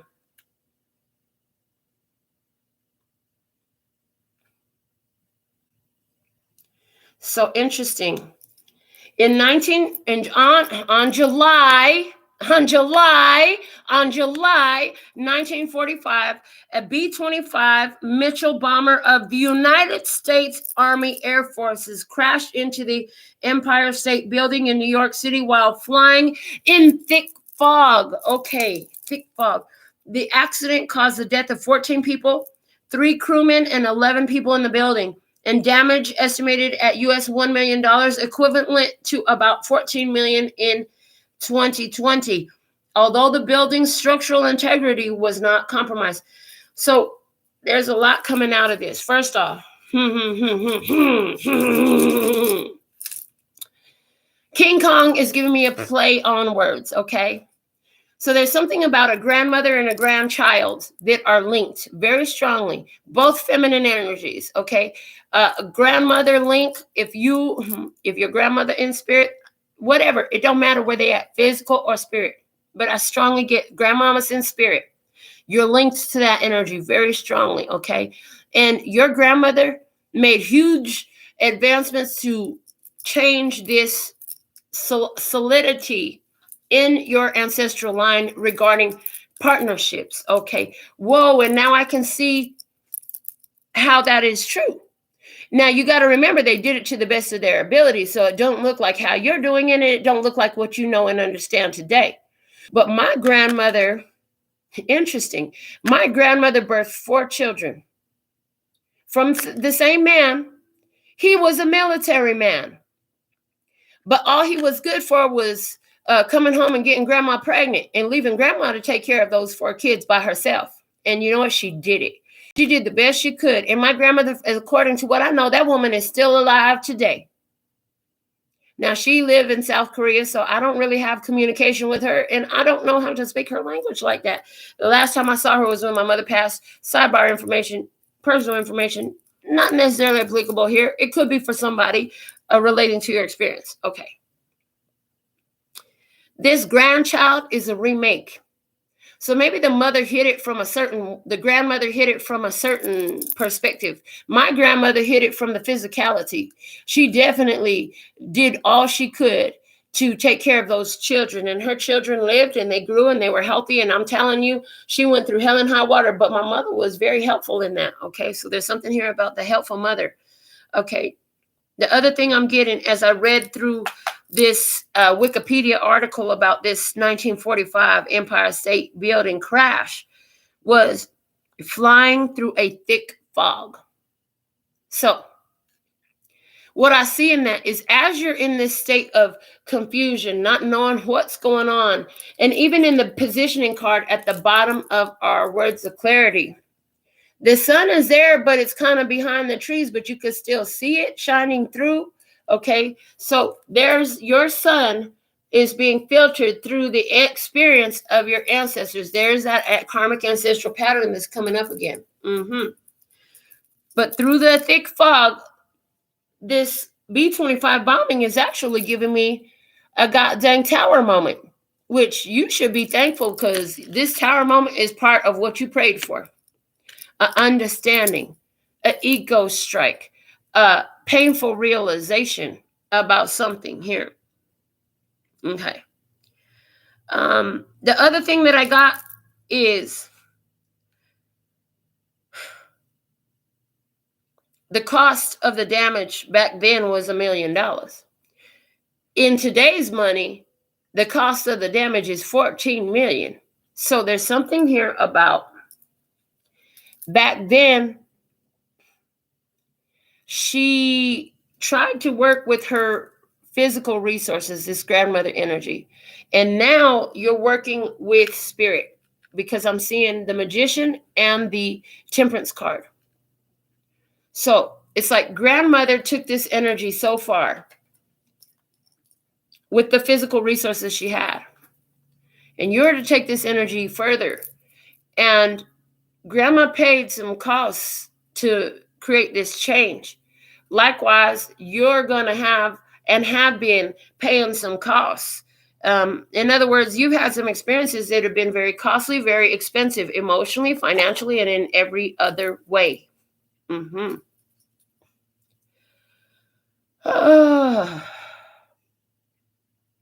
So there's something here about a very high cost, you know, and it's even like you've paid a higher cost in some type of way than that what your grandmother paid, I hear. All right. How tall is the Empire State Building? 102 stories. I heard you got 102 stories about your parents and some crazy shit that they did back in the day and what wasn't healthy and all this stuff. And I'm hearing, are you talking about those 102 stories? Because those 102 stories will change somebody's experience, I get. 102. The Magician, the Fool, the High Priestess. Okay. So here you're using your resources and you're trusting in your intuition, your biggest guide in this experience. Okay. All right. So that's what I'm getting in your energy. I'm going to pull these cards up and we're going to see what's going on. Oh my God. I need like more space. I don't care if I'm doing tarot cards or nails. I always take up so much space to do my work. Oh my goodness, my desk. I got a big old desk here, but it's just not big enough. Okay, so there's something here about you got a big old workspace, but it's not big enough. So for some, that tower energy that I picked up on is going to remove some things or some people from your experience because you need more space to work. Okay. What's going on in the energy of this situation? We have the Fool card. The Fool card. Okay, I'm going to put this over here because of the glare. The Fool card coming through, talking about a new phase, a new journey, a leveling up, new energy. There's a long, windy path. There's risk involved in going down this path. There's definitely risk involved in going down this path. I see that clearly. Because there's this alligator energy down here. So a new journey. Let me look at this girl. So somebody here in this experience, you don't realize that the path you're walking on is been laid out by an energy that is very predatory. And there's a need to remove yourself from this path. Okay. I'm going to get some more on this. Let's see. Clarify the Fool in the situation. We have the Seven of Pentacles coming out with the Eight of Cups. Seven of Pentacles. Understand what is yours to, because we talked in the beginning about, is this mine? No, it's not. Okay, release it and let it go. And that's the same message is coming through here. Seven of Pentacles, tending to your own garden. Eight of Cups, moving on. In the Seven of Pentacles, you're tending to your own garden. You're understanding where you do have power to make change. And the Serenity prayer comes through. Lord, grant me the wisdom to change the things that I can and to know the difference. Okay, so to accept the things that I can't and to, okay, so something about God. I can't remember the exact words of the prayer, but it's like knowing, making change where you can, accept the things that you can't change, and the wisdom to know the difference is the point. There's the energy here of having understanding with that Seven of Pentacles of that, what you can and what you can't change. So here you are with the Eight of Cups, moving on, going towards your happiness, and your wish fulfillment, because you're wishing on a star, remember? The Knight of Pentacles. Slow and steady wins the race. Coming out with the Nine of Pentacles. And there's the games. It's been a long time coming, but I know change gonna come. Oh, yes, it will. So you've been knowing this change was coming for a long time.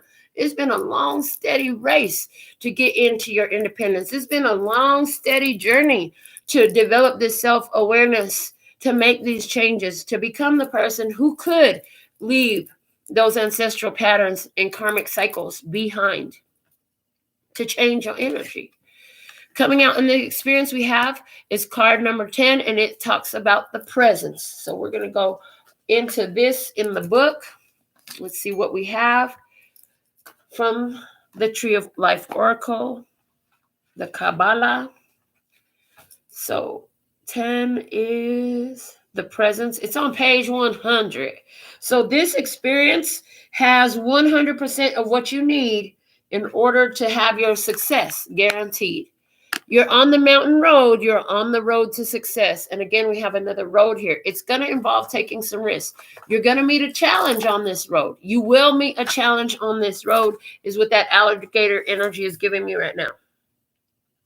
So the suit of this is air. Okay. The oracle message. The first act of cultivation is to set stakes around a piece of land. Then you must remove all the weeds and dissolute plants, for they drain away the soul's energy.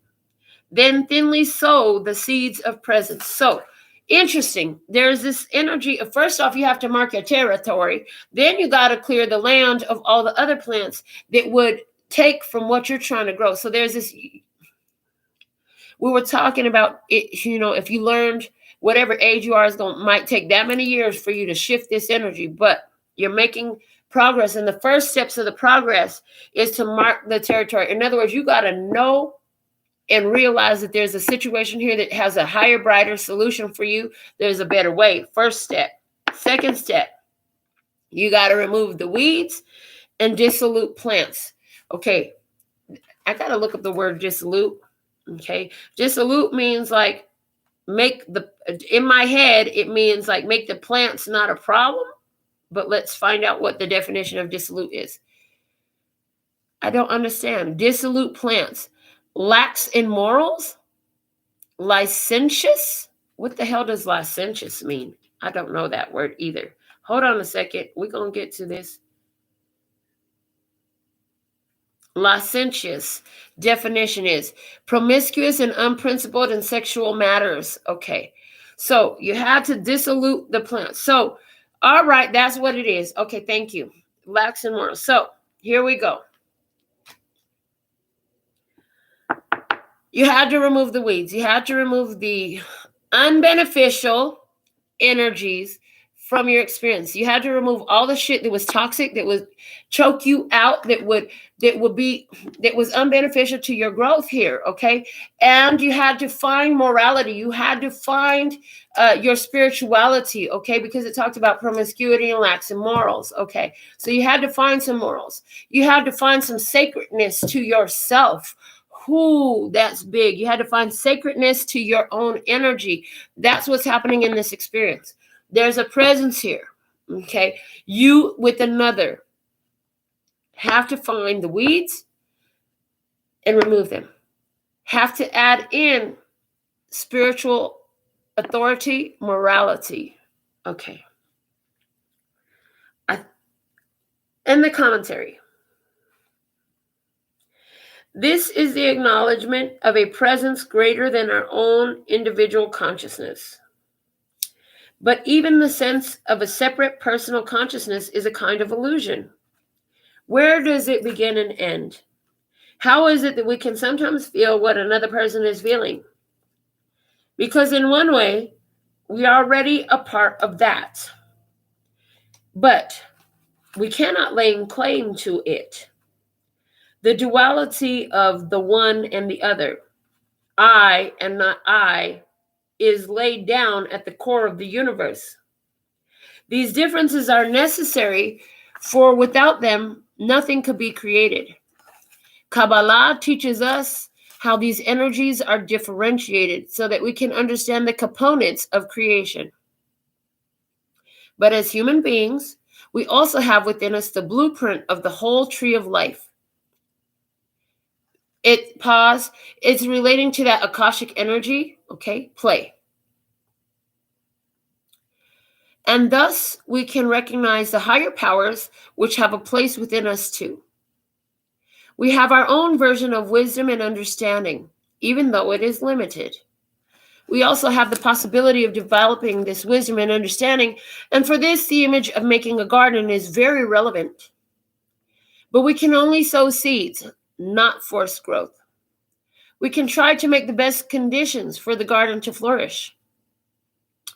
On the diagram of the Tree of Life, the Garden of Eden, the primordial Garden of Paradise, lies between understanding wisdom, judgment, and mercy.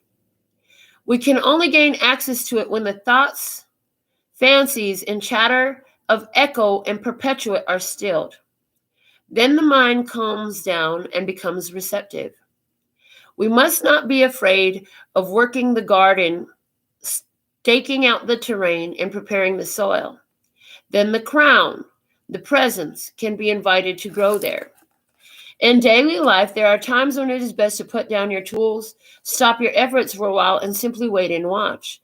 Thus, you can attune yourself to the flow of conditions and to sense when a period of growth is beginning. Pause on the book. In your energy, the Four of Swords came up. Okay, so I feel like you're nearing the end of a resting period. You're going to be put back in play. You're going to be put in the game in a minute here in some type of big way. Life tasks under the interpretations. You need to create a period of calm and reflection for yourself. This could be on a daily basis or signify taking a retreat or just a time of relative inactivity. But while the outer activity is stilled, the mind should stay awake and alert. It is not a time of sleep. However busy your life, you can find time to do this. The seeds you sow like this will flourish later. Possible meanings. A switch from everyday concerns to spiritual ones. A person with a strong presence or charisma. Retreat, meditation, contemplation. Choosing the right terrain in which to begin a new project. So, new stuff is coming up for you. It's time to get those prayers in on what you choose for yourself. It's time to begin to visualize yourself putting the skills, talents, and abilities that you have access to through the Akashic Records, because success is here and you're on the journey. You're at a new phase. From the guiding lights, it says within 3 days, new information is going to create awareness of a shift in direction that leads to a much more fulfilling experience. So if you cried some tears today, if you had some storms come through your day, know that in 3 days, something here is going to let you know that change is happening. What else? Listen. In this connection, in this experience, it's about listening. Okay? And I'm being guided to read this quote from Winston Churchill. Courage is what it takes to stand up and speak. Courage is also what it takes to sit down and listen. Somebody don't want to fucking hear something, but they're going to have to hear it now because the presence is here to create this change. Okay. In our second round of trivia, we have the red fox showing up. So true or false? The red fox is more numerous now than in the 16th century. Red fox. True. All right. Multiple choice question. Dogs are described as canine. Which of these describes foxes? Is it lupine, porcine, or vulpine? Vulpine. Okay. Open-ended question. Flying foxes are not foxes. What kind of animal are they? A bat. So, bats came out in last night's energy. We talked about needing to catch a bat in flight with your centipede poison, baby, and bite that ass and poison them. In other words, you're going to be infecting somebody here with your power, with your wisdom. You're going to be taking action on something. You're gathering the wisdom, the direction as you pray for guidance, okay? It could just be that somebody in your experience is going through some darker days and they need some guidance. They need some help. You're going to be able to provide that. It's going to take courage for them to listen. It's going to take courage for you to listen to everything that they've been holding on to. This doesn't mean you're going to remove a person necessarily from your experience, but what it does mean is a change of direction is coming because of the current conversation, because of listening. Remember, communication is everything. So somebody might have something to say. It's not the easiest thing, but to move this energy, to change the experience, to have a different outcome, it's going to be necessary to listen and to allow somebody to speak how they truly feel. And it can be hurtful what somebody has to say to you, but you can do it. You can hear, you can listen, you can be allowing this person to express how they truly feel. It's necessary. It's necessary for growth to happen. In 3 days, somebody gonna have a realization about something that happened today, whenever today is that you found this message. Okay. Listening coming up, very important. Let's look at the energy on the other side of the table, showing up as the Two of Wands. I heard at a distance. And now I'm hearing Bette Midler, from a distance. The lyrics say, from a distance, the world looks blue and green, and the snow-capped mountains white. From a distance, the ocean meets the stream, and the eagle takes to flight. From a distance, there is harmony, and it echoes through the land. It is the voice of hope. It is the voice of peace. It is the voice of every man. From a distance, we all have enough, and no one is in need. And there are no guns, no bombs, and no disease, no hungry mouths to feed. From a distance, we are instruments marching in a common band, playing songs of hope, playing songs of peace. They are the songs of every man. God is watching us 3 times for emphasis. From a distance. From a distance, you look like my friend, even though we are at war. From a distance, I just cannot comprehend what all this fighting's for.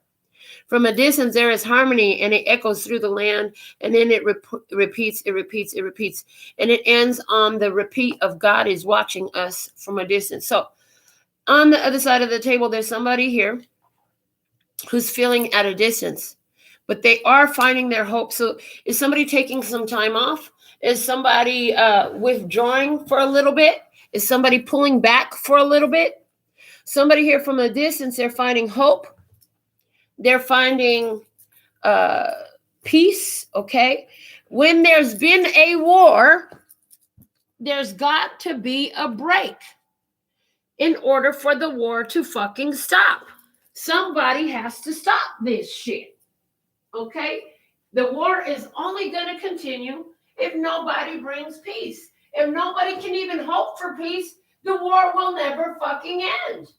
So there is an energy here of whoever's on the other side of the table. If they pull back, is because they're trying to put an end to this war. They're doing what they can because they have hopes of peace. Okay, somebody here wants to create peace, and from a distance, they know God is watching you and God is watching them. Both are being observed by the divine. Okay, there's an understanding of that. That's beneficial. That's a truly beneficial energy. I see 2 people here who have been through a difficult time, taking time away, whether that's literally like going for a walk or taking and just going away for the day, you know, or whether this is a true break. For some, it could be a true break, right? But in this, both people are seeking peace. I see that both people here are seeking peace. Okay. Let's dig deeper on this from the Handmade Clarifiers. The Three of Cups. Okay. The Three of Cups keyword joy is what I heard. Joy. Okay. And then we have the Sun. Look at this. So there's joy in clarity, in awareness. Somebody started to look at the sun. Somebody's starting to feel better from a distance. They needed to, you know, they say in the world, you don't know what you have until you lose it. Yeah, somebody here didn't know what they had until they lost it. From a distance now, they're seeing a different way. They're seeing something different. So let's see what else. The Tower. And I did mention a Tower energy. I see both parties having a Tower moment. And the Devil. Okay, so we have Leo energy and Capricorn energy. So for somebody to have a strong Leo or a Capricorn placement in their chart, or both. Okay. Somebody here gave way to some sort of temptation. Somebody here having some challenges to their happiness. But through the storm that ensues, they're finding enlightenment. They're finding awareness. They're finding new information. Okay, maybe they ain't found everything yet. And again, the energy of 3 days is here with the Three of Cups. The energy of 3 days is here. So in 3 days, new information will come through that leads to a much more fulfilling experience. So something is going to happen here on the other side of the table in 3 days. From the guiding lights, what do we have? Expressing your true feelings put you one step further down the path you have chosen. We talked about, if you have not acknowledged your truth, if you have not realized and spoken out your truth, this could be a real you can't make advancements if you don't acknowledge where the fuck you're at. So somebody here is going to finally speak out about some really hard feelings they've been holding, some really difficult pain they've been feeling. And this is going to put them one step further down the path that they have chosen for themselves. Okay, let's see what else. This person is showing up as Pandora's box. We're going to look at the book. What else? They're showing up with variety. The quote that I'm seeing here says, the essence of the beautiful is unity in variety. The Three of Cups talks about unions. It talks about unity. So unity in variety, although you're different, being unified at the same time. Variety is the spice of life that gives it all its flavor, from William Cooper. Okay. And one more, they said one more. The secret of happiness is variety, but the secret of variety, like the secret of all spices, is knowing when to use it. Daniel Gilbert. Okay. So a shakeup happening on somebody's energy to show them a different experience. Our trivia card for this one, we have a musician, and it is, I'm looking forward to meeting Mr. Ludwig van Beethoven. But before we do that, let's go into the book about Pandora's box. It's card number 6. So let's see. It's on page 62. 6, number of harmony, and we are in the 6th year. 2, about partnerships and interpersonal relationships. So the suit is of earth for Pandora's box. Okay. And the oracle message says, Jupiter gave Pandora, the first mortal woman, a box. The first mortal woman, a box containing all the blessings of the gods. But when she opened it, all the blessings flew out. All that is, except hope, which was at the bottom. Whoa. I didn't know that. Interesting. So pause on the book. What I'm getting is all these blessings came rushing to this person, but what they didn't find was hope. In other words, somebody in their experience, they got a lot of good shit going on right now, but they're having a hard time finding hope about something. A hard time finding hope about something. Okay, commentary. Hope leaves the human heart last of all. The world is full of people who are still hoping against hope. that they will find a loved one who is missing, be cured of a terrible disease, or even recover their lost fortunes. A belief in miracles springs up, however. Much science and reason try to dampen it. Many people spend their time and money searching for the one miracle that would restore them what they have lost. A sane, well-balanced individual may pity them because they do not listen to common sense. But miracles have been known to happen. Many things whose possibility is denied today will tomorrow prove to be possible after all. And the sanest, most rational person will find that he or she too will cling on to that one shred of hope when in the throes of grief or depression. Although Pandora's box is a Greek myth, the story has been adopted here as a way of interpreting this card. Since the Hebrew word taken from around the rim of this wheel means box, this is the kindest version of the Pandora story. The other tells us that the gods made her as a woman to punish mankind, and that her box or vase was filled with afflictions and diseases which spread all over the earth when the box was opened. What is a curse or a blessing? Can they sometimes be the same thing? It is said, be careful what you ask for in case you get it. Anyone who wants to live fully and to develop their potential will inevitably open Pandora's box at some stage. Folly or natural misfortune will make sure of that. There is loss, but ultimately gain too. Much that is necessary will be cleared when this process of opening the box takes place.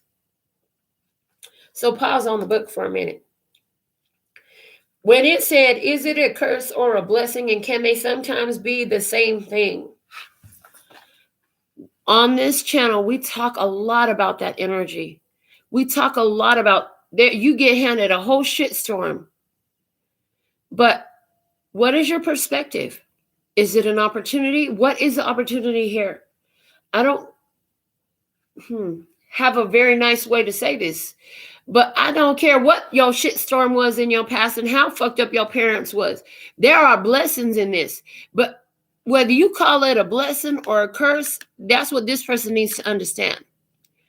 Oh, my daddy was never there for me, so woe is me, poor me. Oh, my mommy, she was abusive. She didn't know how to keep a hold of her temper. She used to yell at me. Oh, I'm all fucked up because of my mommy and my dad. Listen, what's the fucking blessing there? There is a blessing there. Did you learn not to rely on no man to take care of you? Because you weren't daddy's little girl and daddy didn't swoop in and take care of every little thing for you. So now you know how to handle your business and you about your business. Did you learn how to have a voice and stand up for yourself because your mother had one? Maybe she didn't know how to use it right, but she fucking had one. Okay. Play on the book in the interpretations. Life tasks. The old saying, count your blessings, may prove invaluable here. Much of what you relied on may now have deserted you, but look for what is left because that will be your real hope for the future. Perhaps you still have a choice to open Pandora's box. If so, consider your options wisely. It may not yet be time to do so, or it may be someone else's task. There is no point in stirring up needless trouble. The possible meanings: a shock, a sudden revelation, a situation which is full of prickly problems, a decision whether to act or not, a sign of hope, being ready to face the consequences of your actions. So somebody here, they said something, they had a chance to act in a certain way. Whether they did, you didn't have no control over, but all this is set to help somebody find their hope and to realize, like, what the fuck is your perspective? I don't give a fuck about this house. I don't give a fuck about none of this shit. That's your fucking perspective. Cool. I'm glad you feel that way. Now, where's the blessing in it? You don't give a fuck about it. So what do you give a fuck about? Or is it that you're sitting up here not giving a fuck about what you have that you could be giving a fuck about that could be making things better? Okay. So somebody here, in your experience. This is what they need to realize. This is something that they're working on realizing right now. This could be the cause of a fucking blow up of a tower moment. This could be the reason why somebody fell into temptation and they fell back into their old ways, or they fell into despair or some sort of feeling like that. But it was all about bringing these real feelings out and switching it up. It's time for some fucking variety in your life, honey. It's time for some different experiences in your life, honey. I'm excited to meet Mr. Ludwig Beethoven. Hold on a second. All right, true or false? Johann Sebastian Bach wrote about being inspired by Beethoven's compositions in his memoirs. Is that true or false?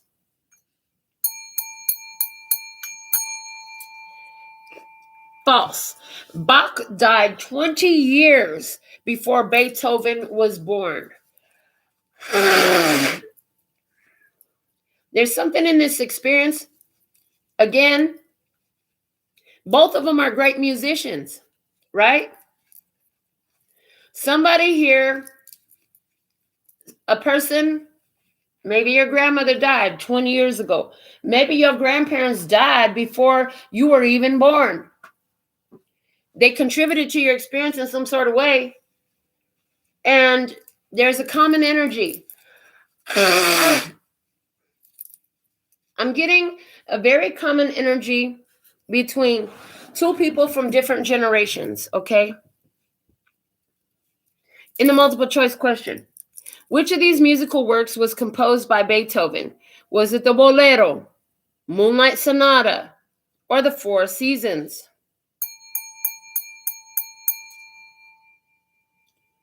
Beethoven composed the Moonlight Sonata. In the open-ended question, what heavy metal found in a lock of Beethoven's hair is thought to have contributed to his ill health and early death?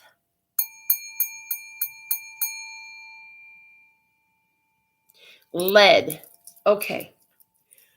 All right, so we've already channeled about the first question. The second question, what I got was Moonlight Sonata. Moonlight Sonata. Let me see. They're telling me to look up the word sonata, but it sounds like it's just a musical composition. But let's see. Sonata.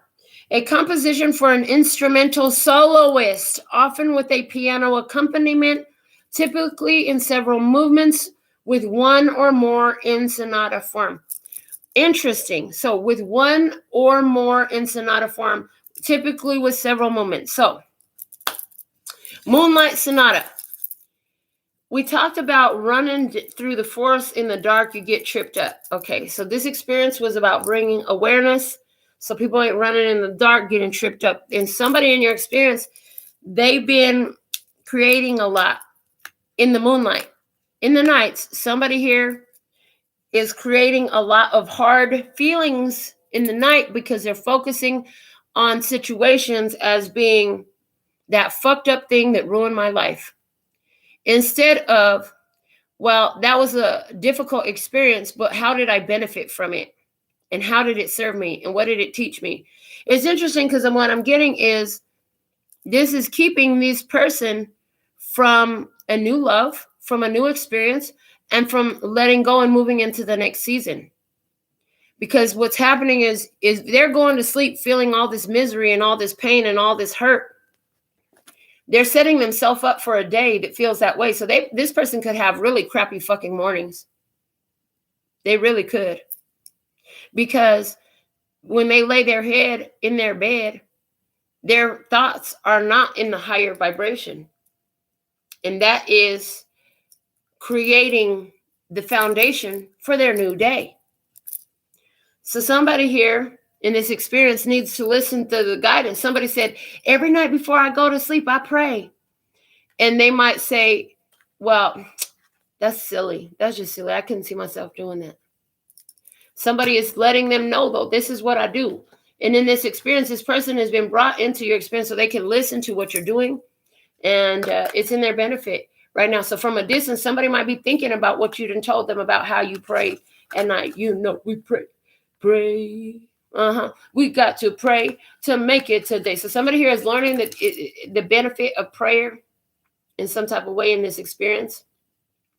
And they're finding a willingness to give it a shot. I hear finding a willingness to give prayer a shot, to express their true feelings in a safe place. They're willing to switch it up. They want something to be different in their experience. And so they're willing to switch it up now where they may not have been in the past. Okay.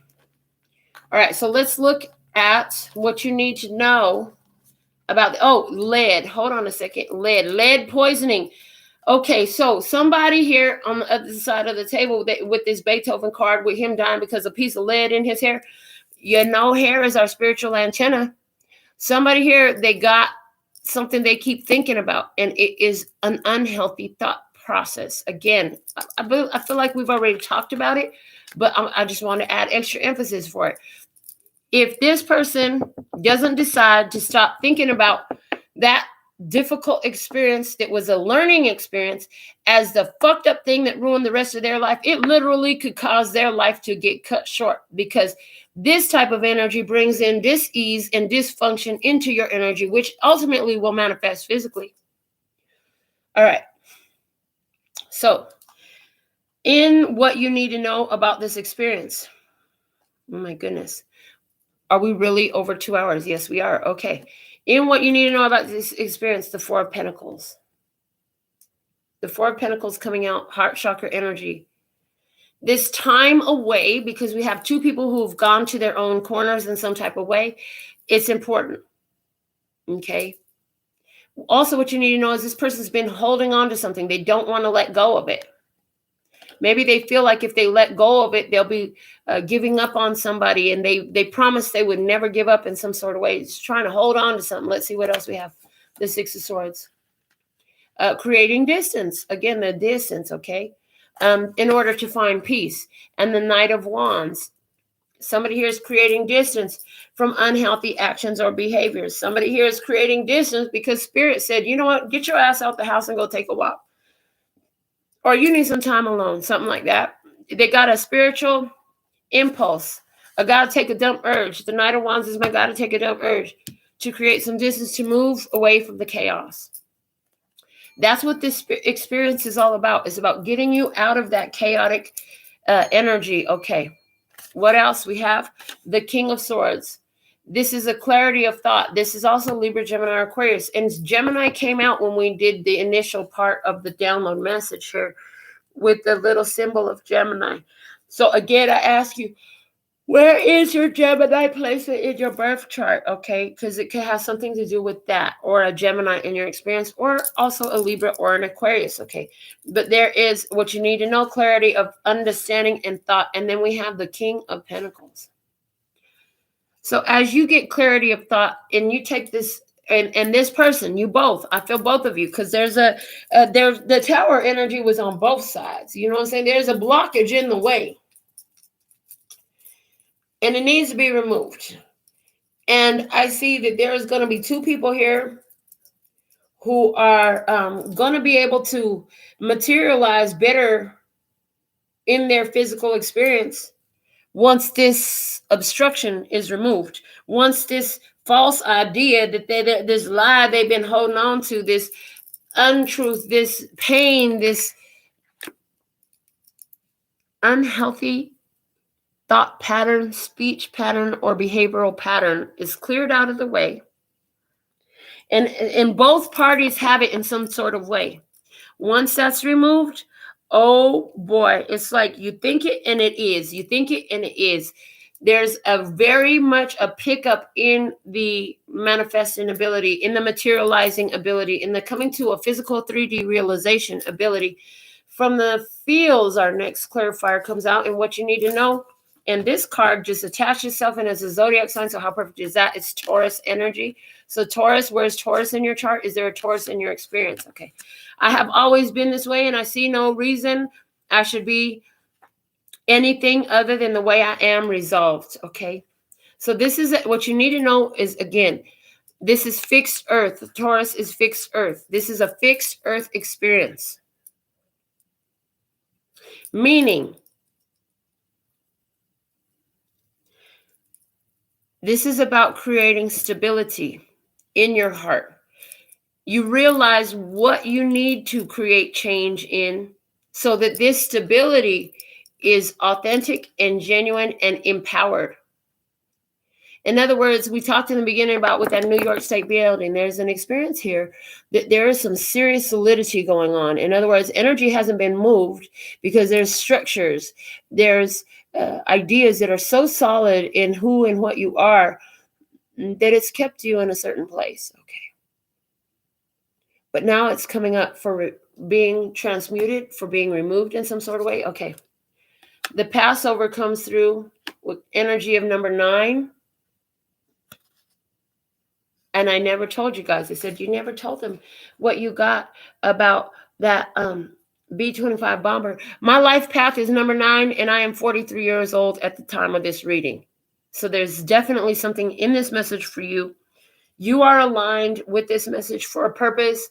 And my purpose in delivering these messages like I do is so that others can benefit from my own experience, and I can share what I've gotten from Spirit and what I get in the moment with you from Spirit, okay? So again, I was guided to say that with this 9 coming up because I sure didn't say it. Boundaries is what you need to know. Boundaries, okay. If you know that you're doing, the other thing that I'm getting here, all right, if you know that in this experience, you are, because this King of Pentacles is a solid energy of Taurus as well. If you know that you're already following the spiritual authority by setting some boundaries, you need to be fixed in that, resolved. Don't change it now. You've been learning. It's taken you a long time to learn certain boundaries. Don't fucking flip-flop and go back now. Okay. For our trivia card, we have the Seattle Space Needle. I don't know if we've met the Seattle Space Needle. I heard a long time ago it came out. We haven't been even reading from this deck for that long, but that's what I heard. So let's see about the Passover. 88, the Passover, interesting. It's power number 88 coming up, a power coupling. So for some of you, your power coupling is with that grandmother in spirit. Your power coupling is with your children. Because remember, this is a strong message about children and how we're taught. I heard, and where your parents gave you nothing but problems, honey, that was the power coupling because it put you in a position of power. Wow. Okay. The suit of this Passover card is water. The oracle message says, a sign marked in the blood of a lamb protected the Israelites when God smote down all the firstborn in Egypt. Allowed by God to remain as slaves, the Israelites were exempted from his awful wrath by their faith because they knew him as their one and true God. And this is what separated them from other men. So, this person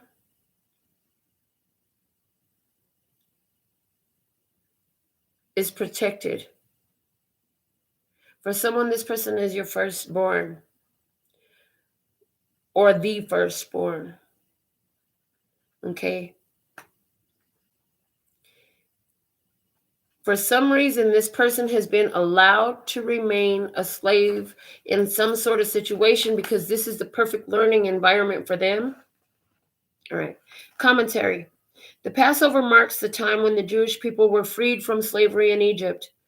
God told Moses and Aaron to slaughter a sheep and mark their doors with its blood. At night, the destroying power of the Lord would pass through and kill the firstborn in any unmarked house.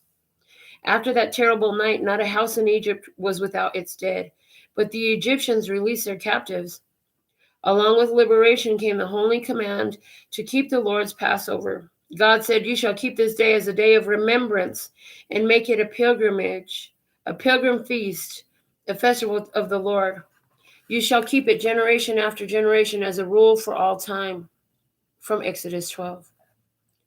Every faith has its testament and the record of key events which mark it out from other beliefs. Each believes in its own image of the deity and celebrates that difference, which gives the religion its identity. Although each religion may proclaim itself to be the true way, this conviction is strengthened by the recognition that there are other beliefs. If there is only one visible color, we might not recognize it as color at all. Each belief, religious or otherwise, has truth at its core, even if it is not the only one and complete truth. A person must hold on to that sense of truth, even though it is opposed or mocked by others. Each religion claims to hold the key to salvation, and it does. As a young child, you may have had an experience, a dream or a revelation or a vision of an angel, perhaps, which gave you a real belief in the divine. In later years, perhaps this seemed naive. But it is worth keeping faith with that early experience, because even though you understand it differently in later years, it is still sacred. If you deny it, you cut yourself off from the roots of your being. So there's something here about people having different belief patterns. And where that applies, what you need to know is it's okay for you to hold your faith, hold your beliefs, even if other people don't, okay? And then with this Passover energy, it's also giving me anybody who was in Rahab's house was spared and saved when the wall of Jericho come down. So some of you, your children, they're under grace. You know, God is working with them. You need to know that because of your faith. So always pouring. You may be at a physical distance from your child or from your loved ones, but always pouring from wherever you sit. Maybe you can't get to them. Somebody's got a child in prison right now. Maybe that prison is not physical prison, but a spiritual prison. Whatever it is, you can always pour healing and belief over, and send their grandmama and their granddaddy to go get them. Send their grandma and their granddaddy to give them awareness, to give them truth, to give them love, to help them see clearly. Okay. Interpretations. Life tasks. A spiritual issue is arising for you. It could concern the belief you were brought up in or your cultural background. You may need to find a way to keep faith with the essence of that while also embracing a new understanding and a wider perspective on the world. Possible meanings. The need to be careful. Danger from your enemies. Keep your own counsel unless you are sure of the person you are speaking to. Gratitude. Giving thanks for safe passage. Protecting yourself and others. Sometimes you even have to protect your energy from your own children and your own parents. If that's you, this is what you need to know is that's okay. It's okay. It doesn't matter who the other human is. You are to protect yourself and your beautiful heart and your beautiful energy. That is true. So, about the Seattle Space Needle, true or false? The Seattle Space Needle is taller than the Empire State Building. False. The Empire State Building is over twice as tall as the Space Needle. So there's something here about your energy being doubly developed than whoever this is in your experience. You need to know that because you're twice as tall. All right. The rotating restaurant was originally powered by a motor with how many horsepower? 1, 10, or 100 is the third answer. Okay.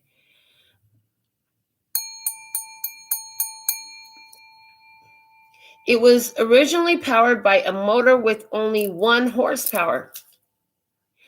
Somebody's Chinese zodiac sign is a horse coming through again, and it was you alone that started the change that affected your generations, including parents and children. Okay. You're the cycle breaker, baby. All right. Open-ended question. The Space Needle was featured in the opening graphics of an NBC sitcom that ran from 1993 to 2004. Name the show. The show is named Frasier. I remember I used to watch Frasier. I want to see the meaning of the word Frasier. Let's see. The meaning of Frasier is strawberry. It is a name typically given to boys and is of Scottish origin. It comes from the French word fraise, which means strawberry. A variant of the name is Fraser. Okay. So, Frasier means strawberry. Somebody here really likes strawberries. Somebody only, because I live on Morse Arbery. You say it really fast, it almost sounds like more strawberry. Morse Arbery is the name of the street that I live on in Las Vegas, Nevada.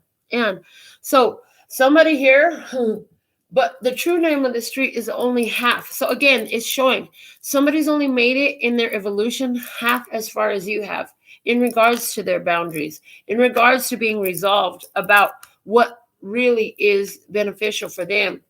That's why some of these storms are coming up. You need to know that. Okay. Oh my goodness. The last and final position that we're going to discuss today is the guidance for you in this experience. What do we have? The King of Pentacles. I love. So Taurus energy, honey, you need to be fixed earth, honey. Yes, you do. Stay resolved because you've made it twice as far as they have. Don't change because of them bringing whatever they got, whatever phase they're at. Stay fixed in earth. Okay. 7 of Swords. That's speaking today about the divine plan. We also have the Page of Pentacles. There's work to be done. Again, the divine plan about your child. Working in stealth. Maybe you don't say everything. Okay. They're only halfway ready. The 2 of Wands at a distance. Okay. And the 4 of Swords thinking, wow, all of these cards came out. Oh my God.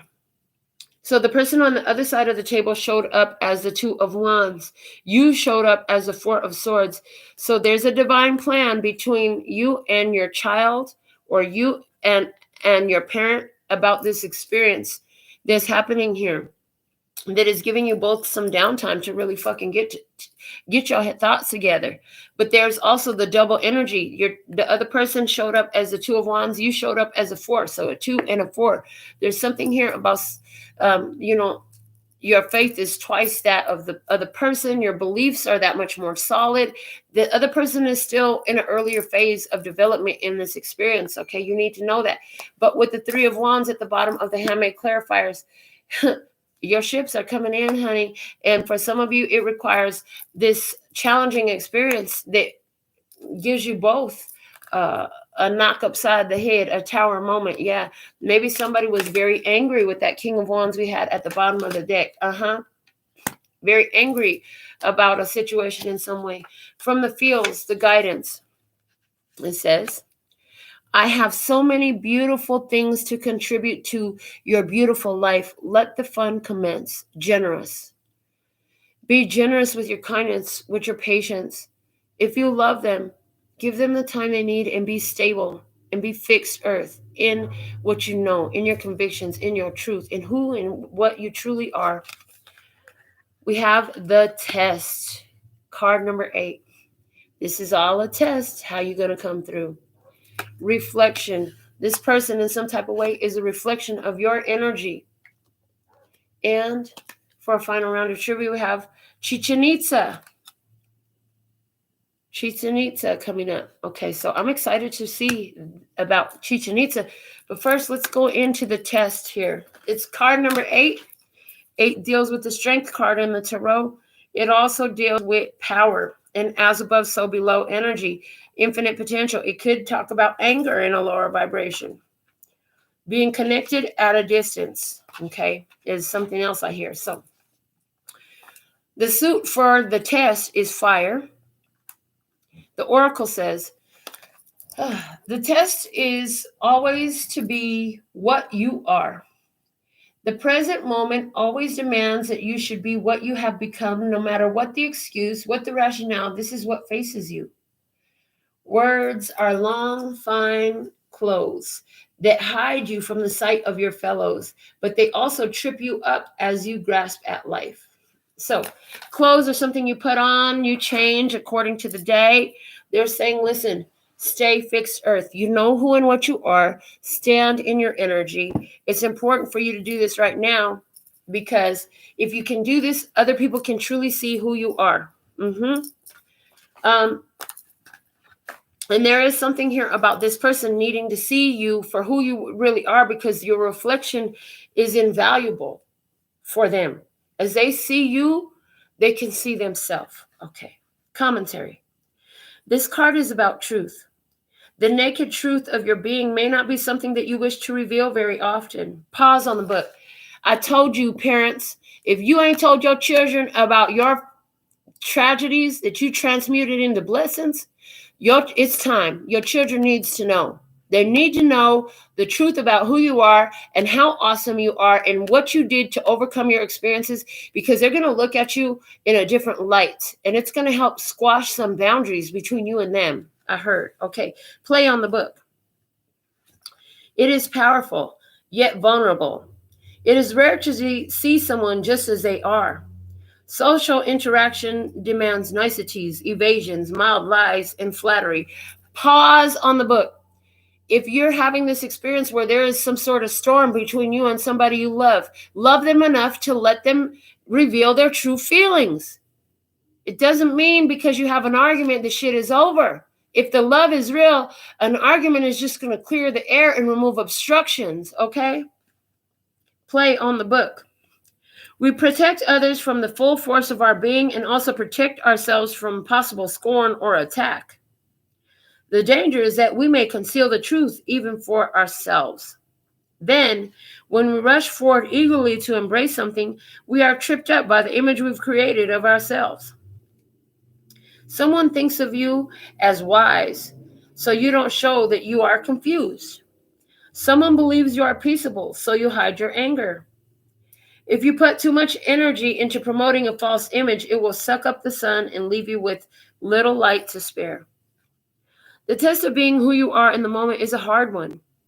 Even the person who tries to be honest may still imagine him or herself to be younger, cleverer, taller, or better looking than in reality. When you catch sight of your image unexpectedly in a mirror, who is it that reacts?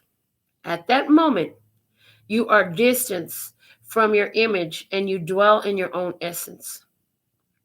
Your shock comes from the knowledge that you are not that image, and yet you are responsible for it. Your real center of being is something else, not the picture in the mirror.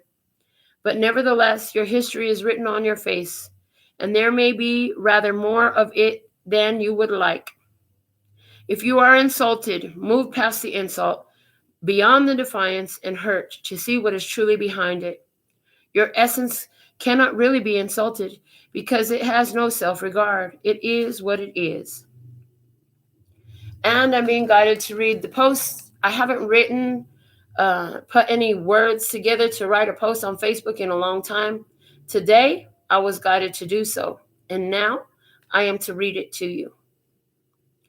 Often, others in our experience will not acknowledge or recognize the improvements, the growth, or the evolution we have accomplished for ourselves. Often, others in our experience will only see us as we once were, yet we are no longer that. Often this can be very discouraging, yet it doesn't change the facts. The facts are, you arrived in this life and encountered many challenges that were inherited and adopted from your experiences. The facts are that from these you saw a more satisfying and healthy experience. The fact is, through your self-awareness in these experiences and your willingness to learn another way, you've come a long way. You today is not who you were then. Often our own awareness, remembrance, and acknowledgement of these facts will be all we have to encourage us onward in this empowerment of our authentic divine nature, which in a word is love.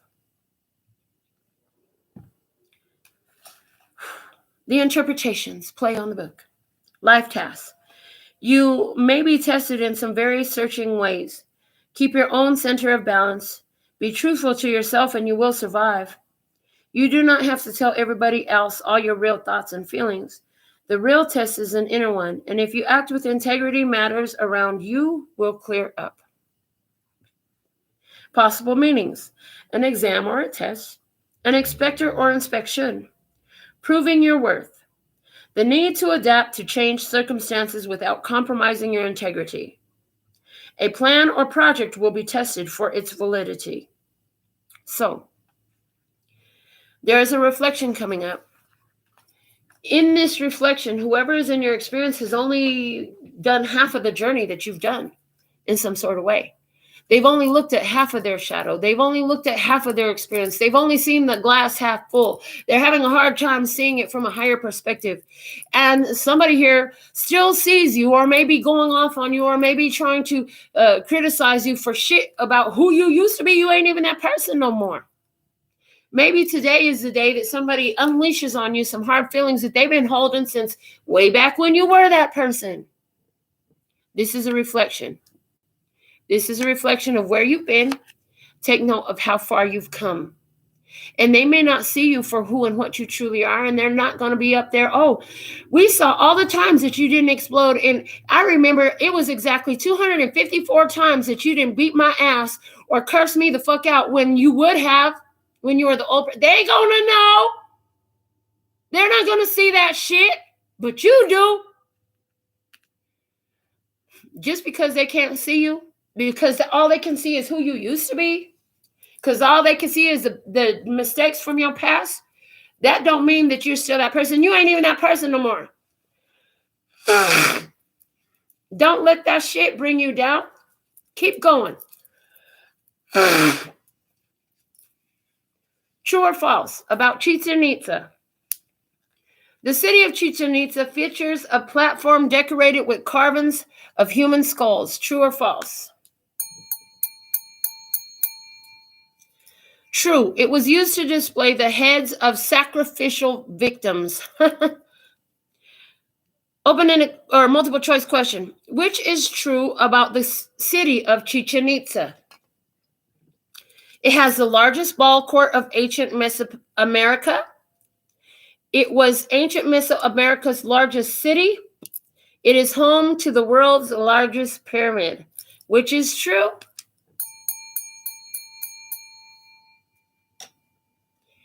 It has the largest ball court of ancient Mesoamerica.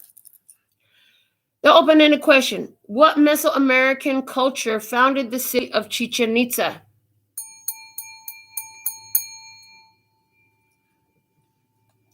The Mayans. All right. Channeling off of this card. Okay, so interesting. This is your guidance. You got to understand that there's a lot of shit that's going to have to get laid to rest, okay? A lot of sacrifices have been made already. You've made a lot of sacrifices. You need to honor the sacrifices that you have made. Yes. It's necessary because others don't always see it. It's important for you to remember the sacrifices that you have made. It was the largest ball court in ancient Mesoamerica. Now, there's something about a cartoon that coming through my mind and a movie. I don't remember the cartoon or the movie. And they played ball, and it was actually a deadly fucking game. Yeah, they played, and was it that the losing team, they had a basketball type of game that they played, and the losing team was killed or something like that. It was a life and death game. So what you need to understand is this is a life and death game, and sometimes the ball is in your court, and sometimes the ball is in their court. Okay? So understand your role and where you're at in the situation is the guidance. Now, what Mesopotamian culture founded the city of Chichen Itza? It was Chichen Itza. It was the Mayans. Okay, and immediately it came to the Mayan calendar. The end of the Mayan calendar, a lot of people thought was going to be the end of the world, and that was December 21st, 2020. No. 2012. Excuse me. December 21st, 2012. Okay. Interesting. This is fucking interesting. I'm so glad I looked this up. All right, here we go. This is fucking dope. What I'm channeling here is intense, people. So guidance. Overall, what this is going to say is, remember to look at the big picture. That we have entered the age of Aquarius, and now that energy has gained momentum. Since 2012, we're now in 2022. Which means that 10 years has passed since the end of the Mayan calendar. If the end of the Mayan calendar was the end of the age of Aquarius, because it was the end of an era of humanity's history, We are now in the age of Aquarius for 10 years. And just like I talked about how long it takes to slow a train when it's moving full speed ahead when I did a personal reading yesterday, it takes just as many so many miles to slow down a full steam ahead train. Once that train finally comes to a stop, it will take just as many miles going the opposite direction for that train to turn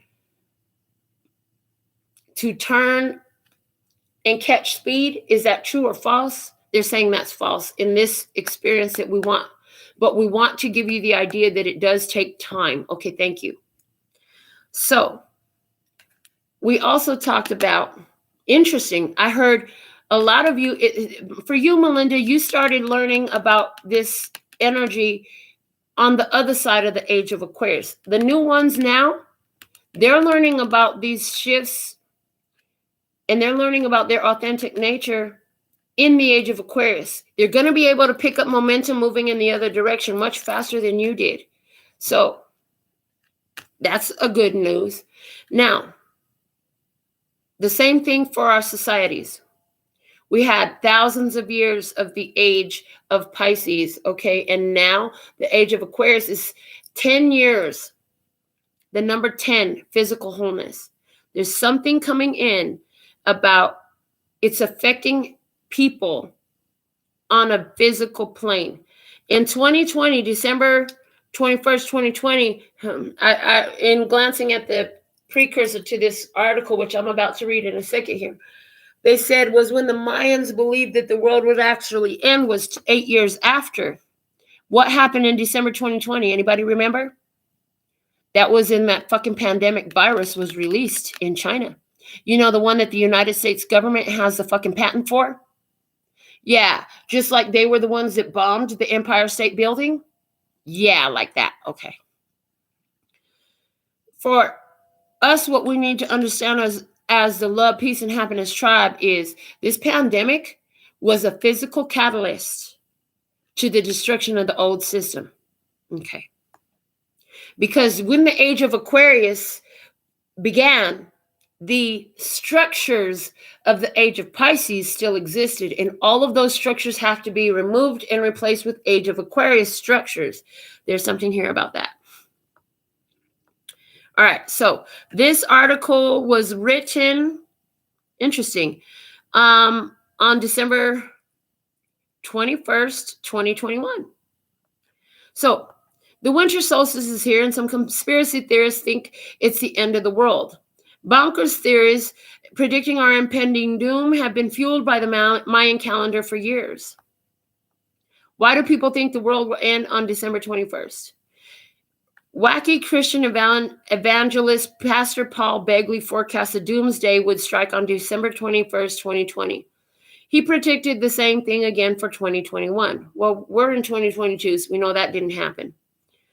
I heard, you know, this planet poops gemstones, diamonds, and crystals and such.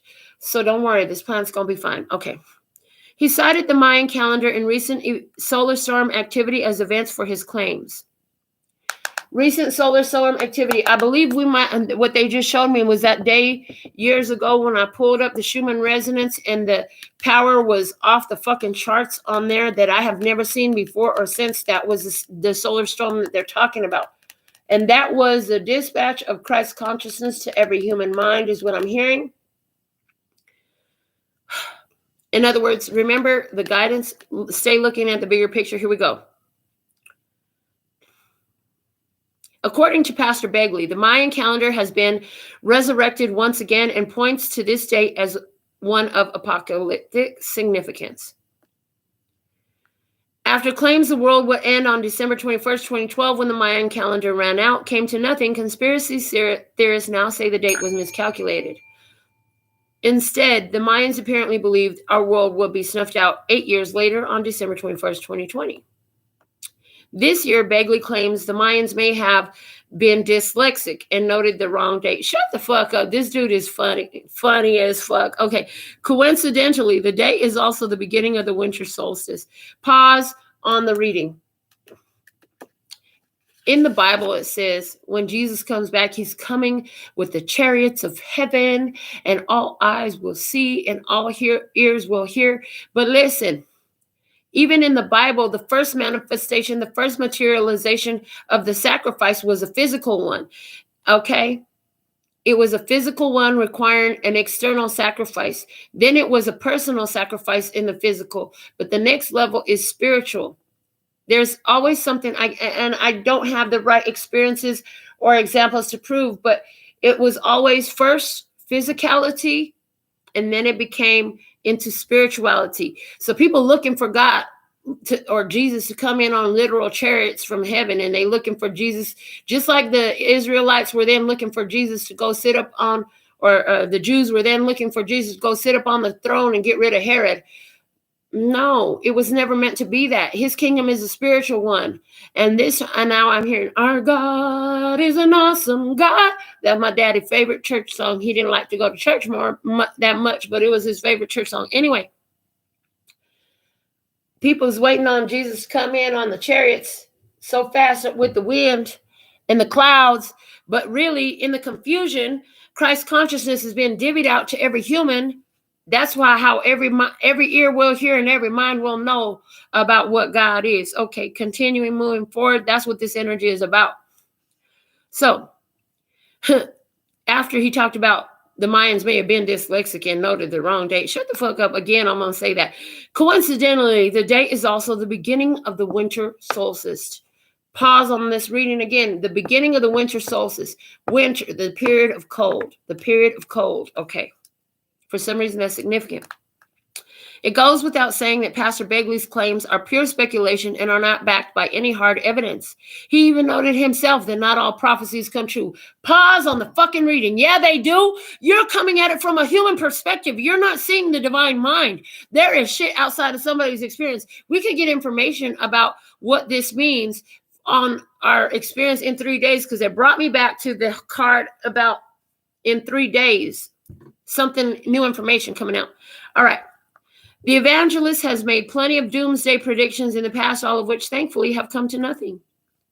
All right. So that's where we're going to be up. They said, what is the Mayan calendar? Hold on a second. Do I really need to read this? No. Okay. Thank you. I did see the number 52, and that's the year my father was born. So there's something here about, this parent energy for sure. Really strong. How you're a reflection of your parents. Okay. And honey, the doomsday is not what you think it is. You may think that your family or this connection is a complete, utter destruction of your world. It's not. It's a rebirth. It's a destruction of an old mindset, an old way of thinking. It's to the death, all right, but it's not a physical death. It's spiritual death. Somebody has to have a whole transformation. This is your guidance. On some level, you needed it too. There's a spiritual transformation happening through a challenging experience, which causes two people here to retreat to their own corner, or two energies to retreat to their own corner. You need to know that it's healthy for you to assert your boundaries. This is give both parties an opportunity to assert their boundaries. You need to know that it's okay for you to speak up for yourself. Okay. This is 7th house energy. Is the strongest meaning I'm getting about July, but I'm also seeing something big coming in your way in July. You are on the road to success. Somebody's going to be taking a road trip in July. Success is on the table for you. Communicate. Stay fixed earth. Because you have double the level of spiritual, intuitive empowerment, development, authenticity, and you're holding out a hope, a prayer with this wishing on a star energy for whoever this is. I feel like you could be here most times and somebody is here most times, okay, in this period of change. There's also, again, the double up energy here. There's a doubled up energy where you've come twice as far as where somebody has gone. They still got a lot of work to do.